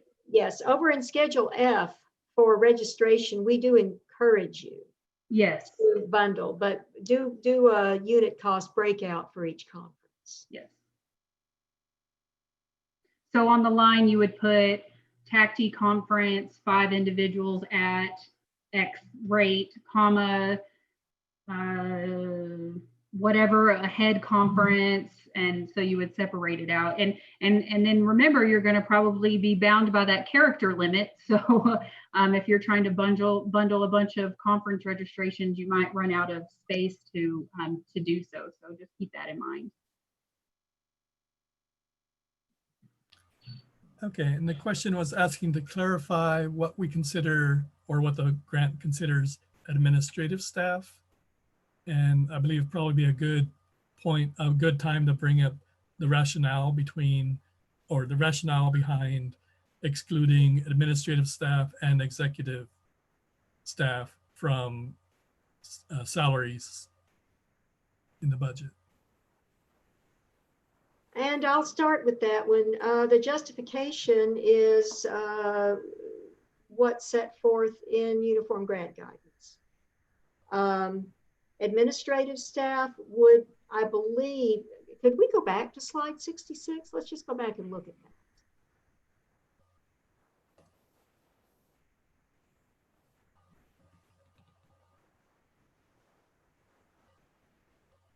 Okay. And here, administrative staff means administrative support staff, administrative assistants. There's an old term for that, secretaries. People who provide your clerical support would fall under that description, administrative staff.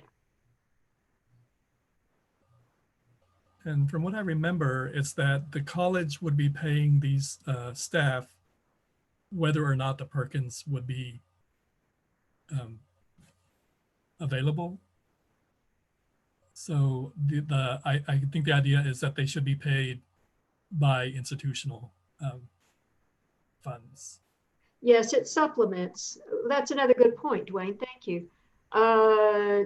This is part of the foundational cost of operating the college.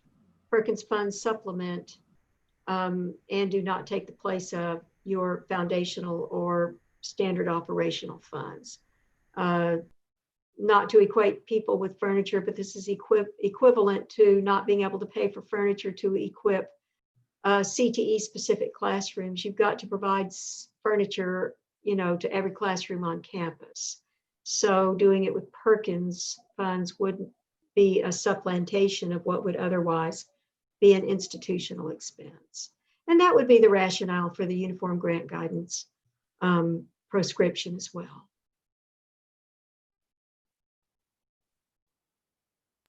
Okay, and next question on travel is, if a per diem is used for reimbursement rather than itemized meals, do we still require receipts for food and miscellaneous expenses? Ms. Perkins? Yes.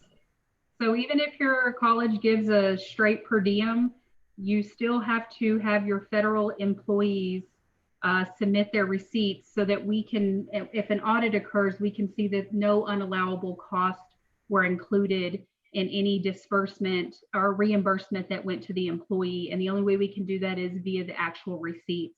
We can, and if they did include a gratuity, the gratuity was paid by the college, and the meal was paid for through the Perkins funds from the institution.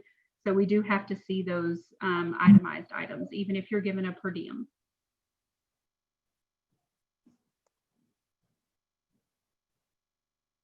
Okay, another question about pre-award costs. How do we need to indicate which pre-approved pre-award costs are pointing to. And the example they give is they have several items that are labeled special populations, but only one of them will need to have pre-award costs. So how do they indicate which special populations line item those costs are going to? And I will reply to that. There's no requirement that you do that. If you've got in, say, Schedule F, special populations line items, you can simply generically tell us that you're going to allow or require, rather, it's going to be necessary and prudent to spend this amount of dollars before the application is approved and the NOGA issued. You don't need to tell us specifically which line item is being covered. It's just sufficient that you've allowed with a line item for special populations pre-award. Yeah, and that pre-award cost may be split up between several special populations lines or other lines that are specified.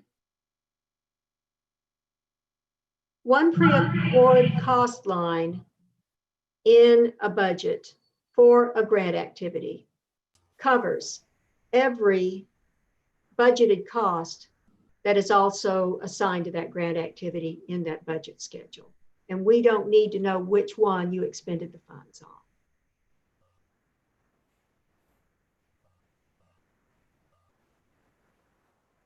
Okay, and next question again on allowable cost.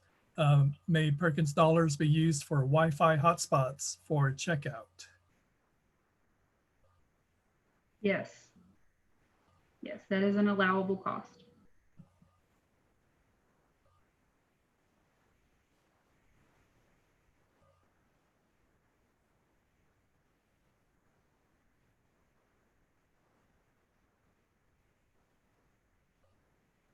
Dwayne? Okay, yes, I'm sorry. The next one is kind of a follow-up on the early college high school tutors.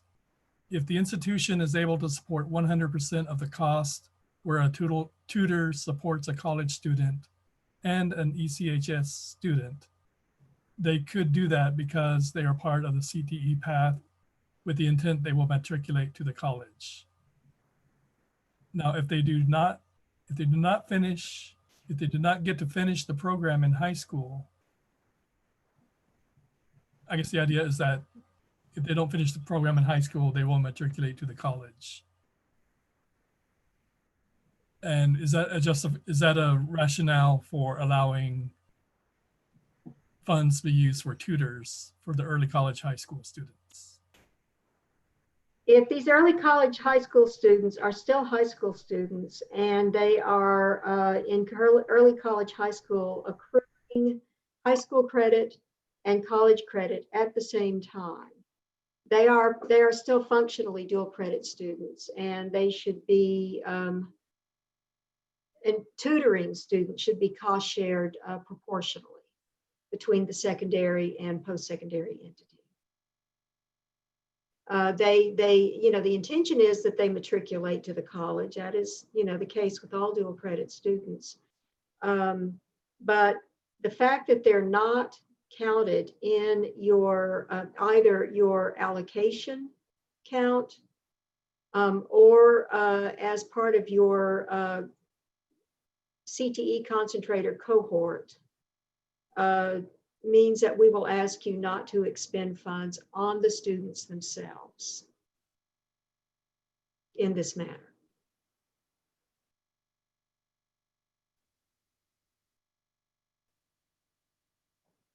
Okay, next, I think we already addressed this. Will the PowerPoints be available after the meeting? They will be available on our website and on the TACTI Perkins website, I believe.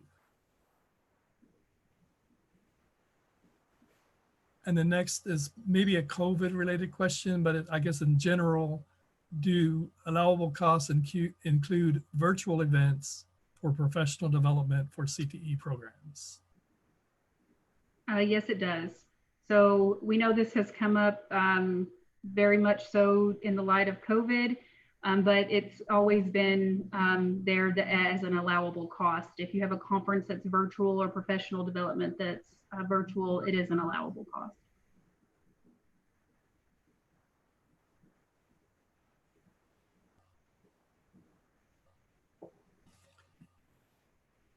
Okay, and another question, I guess they require some clarification on the per diem receipts being required. The thought is that in the RFA, it states to follow federal lodging and per diem rules, but there's nothing specifically requesting or requiring receipts. So again, this is a more stringent federal policy. In the RFA, it does have that you must follow the GSA rates, and our more stringent policy is that that you have the receipts for folks who have traveled on federal funds. We probably should add that in the RFA now that we're discussing it. So I know we added the documentation for time and effort. We might need to add a little statement to food and beverage in that area, the cost principles that puts that stringent policy there. Mindy, would you agree? I would say that we probably do need to add that. We know that on fiscal desk audit, you may be asked to provide travel documentation. It would be in your safest interest to maintain those receipts. We do have that language in the RFA now that I see it written here. And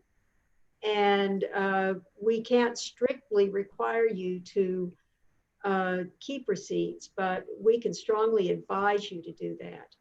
And Stephanie, and we're just going to think out loud here, you know, with all of you present. Stephanie, I believe we need to work with internal audit to make sure we coordinate RFA language to what they actually do on fiscal desk audit. So let us work on that subsequent to this training. However, I will state that we do advise that you have that documentation in case it should be requested. Yes, ma'am. It's just really important that that an auditor be able to see that federal funds were not expended on unallowable costs. If there was some sort of unallowable cost on there that's in the cost principles, that the institution paid for it with institutional dollars rather than federal funds. And that's why we strongly advise that you keep receipts, even if you're just giving a flat per diem.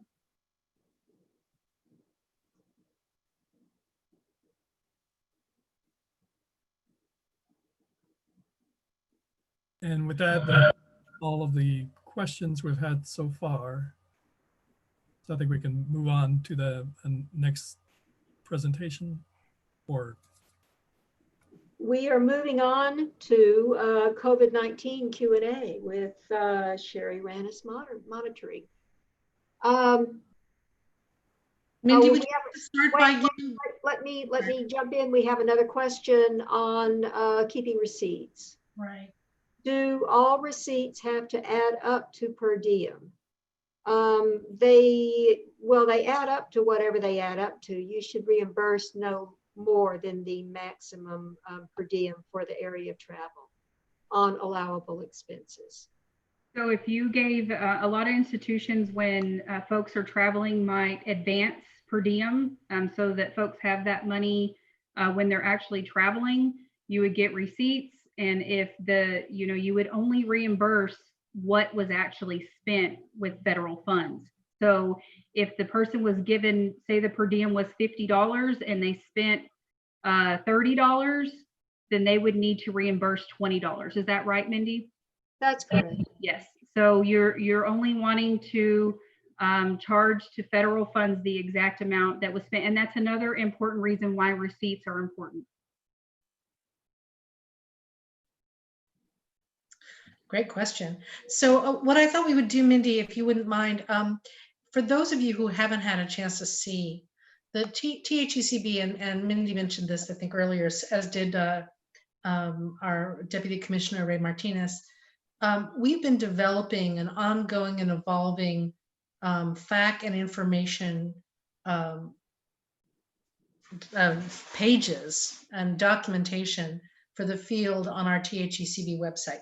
The very first thing you see on our THECB landing page is coronavirus information.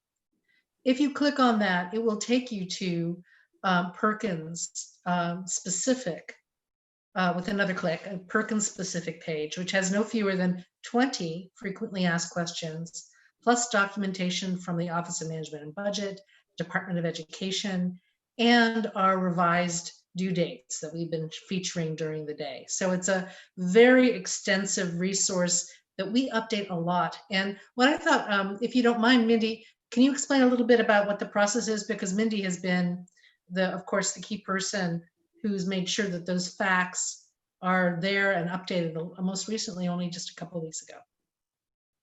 Yes, I'll be happy to, Sherry. What we do when we receive a question from I'll talk about two things: federal notices, waivers, for example, and then FAQs. Let me start with FAQs.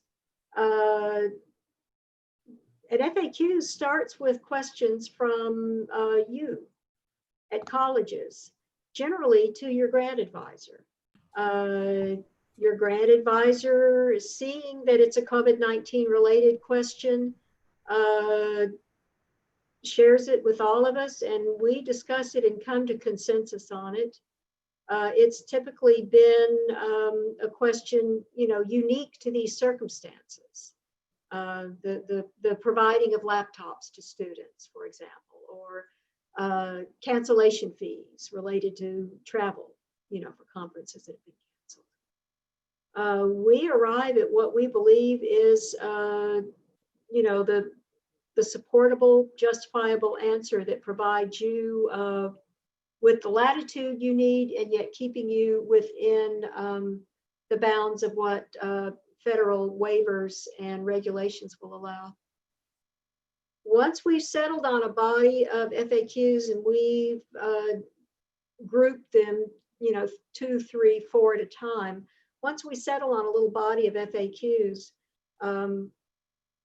I submit those to the committee for review. They first go to our division deputy commissioner and our assistant commissioner, whom you spoke with this morning. They go to an agency committee for review. They go to the commissioner's office for review. And they are posted on the website only upon agency review and approval. In a way that keeps all of us, on the same page together. So that's been the process for that.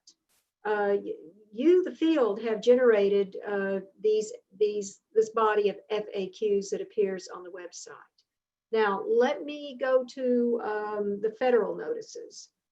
We have monitored closely what's issued by OMB and then subsequently adopted by the Department of Education as a response. OMB puts out the waiver, and then Department of Education says, yes, we do this.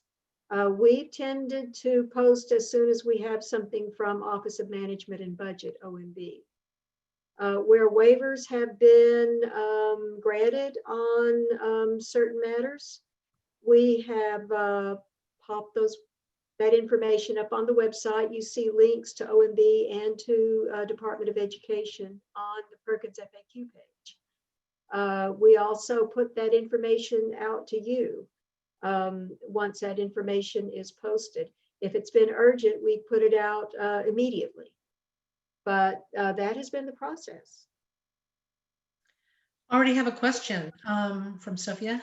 Thank you.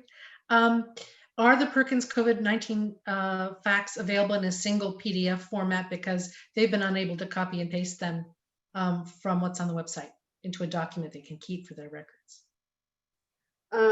Sophia, I will say that this is news to us. Didn't know It is that. perfectly reasonable that you would want those in FAQ format. I think we can get those out to you during the coming week. Thank you.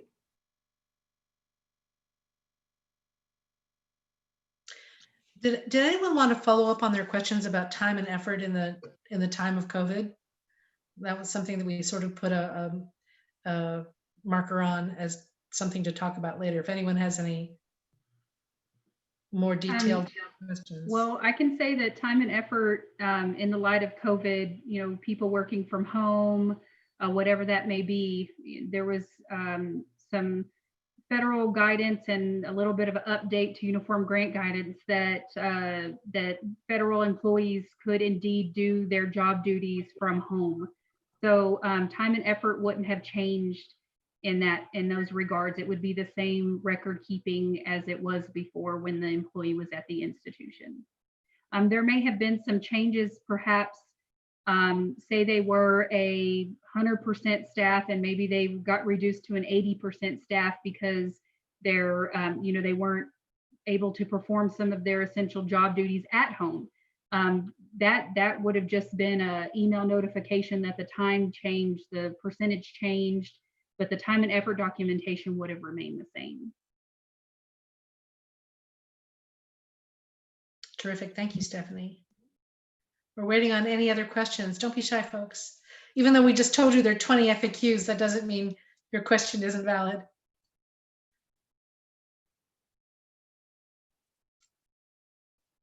And I will add that this is not your last best chance to ask questions about COVID. I will encourage you to email any questions to your grant advisor that arise in discussion subsequent to today's training that you would like to have answered. If they're related to today's training, we'll try to get an answer out to you and to everyone in the field. We will follow up on promised matters today. We'll get an FAQ out to you. We will address administrative assistant charges to your indirect budget. You would like to have training on how the core indicators are calculated. You know, now in a new Perkins generation, that just seems to me to be appropriate for us to act on in this year, and we will make every effort to do so. So we have notes, we've got homework, but we expect you to add to that with follow-up questions after. So here's one on T&E, which was a good one. So at the beginning of the pandemic, the institution had an extended spring break time where staff were not working 100% of usual hours, and there were delays in getting them equipment so that they could get to work. How do we note that in our time and effort documentation? You would just simply notate the time spent on task, even if it wasn't 100% of their time like it usually would be. That's on Schedule A. You would just notate the amount of time that was spent at work. So basically just, you know, as we were talking about before in a couple of other situations with this, with CLNA coverage, explaining, documenting, explaining the situation. You know, tutor X only worked 10 hours as opposed to the scheduled 40 because of the disruption of class time and COVID-19 and an inability to get a laptop. You know, actually literally putting that in the documentation that you use, that kind of thing, or supplementing what you have. Perfect. Thanks. And I will close the statement I was making a minute ago. Please continue to ask us COVID-19 questions as they come up at your college. These two will continue to get the same consideration we've been giving them since March when we began this pandemic state. Yeah, the coordinating board has put a high priority on making sure the field has as much information as it needs. Is a kind of an unprecedented way. So another question: are virtual conferences an allowable expense for professional development? think the Yes, answer is they are. yes, Mhm. absolutely. And in fact, we've been encouraging people, particularly those institutions that have leadership grants where they have to do outreach and they have to do collaboration to switch their in-person work to virtual work. One such awesome example that I was involved with was Austin Community College's Fast Track to Success project, where they converted in a matter of 2 weeks a very elaborate, very large in-person conference to a very elaborate, sophisticated online conference, which was, and the costs associated with it switched cost categories, but they cleared all of that with us with an amendment and off they went. Cool. Any other questions?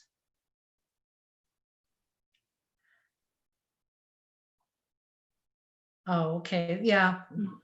That's, I think, from Valerie, who's been our awesome support person, who hasn't been able to deal with all the reconnection requests, and she's apologizing to everyone for that.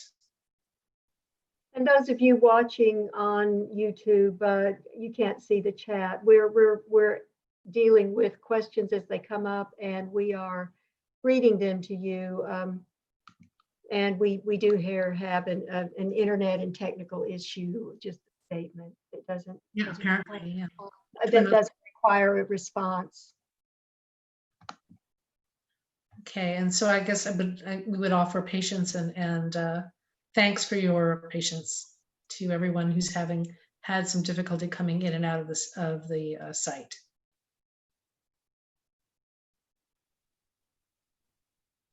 If there are no questions further for now, are we ready to close?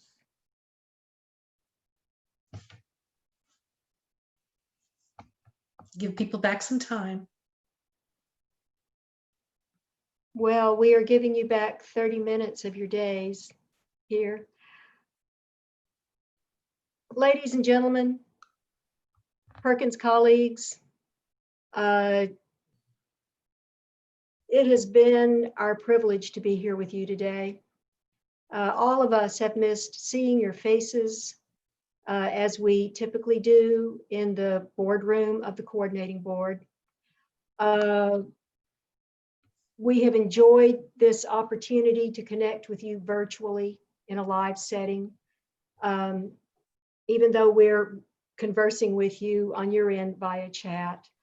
I will tell you as we close out this day that we are committed to supporting you as we move forward into the Perkins implementation year. We have a great deal of respect for you as you move forward, not only with the new Perkins generation, but do so during a 100-year pandemic. You know, the human spirit is alive here. We're doing what we can on behalf of our colleges and our state and the students that are at the heart of our work. Thank you again for your presence today. Please follow up with any questions or comments whatsoever, and take care as you go forth. Be safe. Wear your masks. Thank you. Thank you for joining. Any closing statements, Stephanie, Dwayne, Sherry? Thank you, everyone. This has been terrific. Okay. This is Bye-bye. Well, if it's not too late. It's I just want not. to bring up that this has been the culmination of several weeks of gathering information that we feel was most pertinent to you at the colleges. If you have any suggestions or recommendations, we're always happy to get comments from the field on specific topics. I believe we sent out a survey of specific topics that you might want to hear about. So we're always looking for ways to, find the information you need most and present that to you. So again, we'd like to thank everybody who's made suggestions or submitted questions. And without you guys, we really wouldn't know where to start. So we really appreciate all of your input also. Okay. Thanks, everyone. Again, Mindy, Sherry, Dwayne, Stephanie, over and out. We look forward to hearing from you post-training. Bye-bye.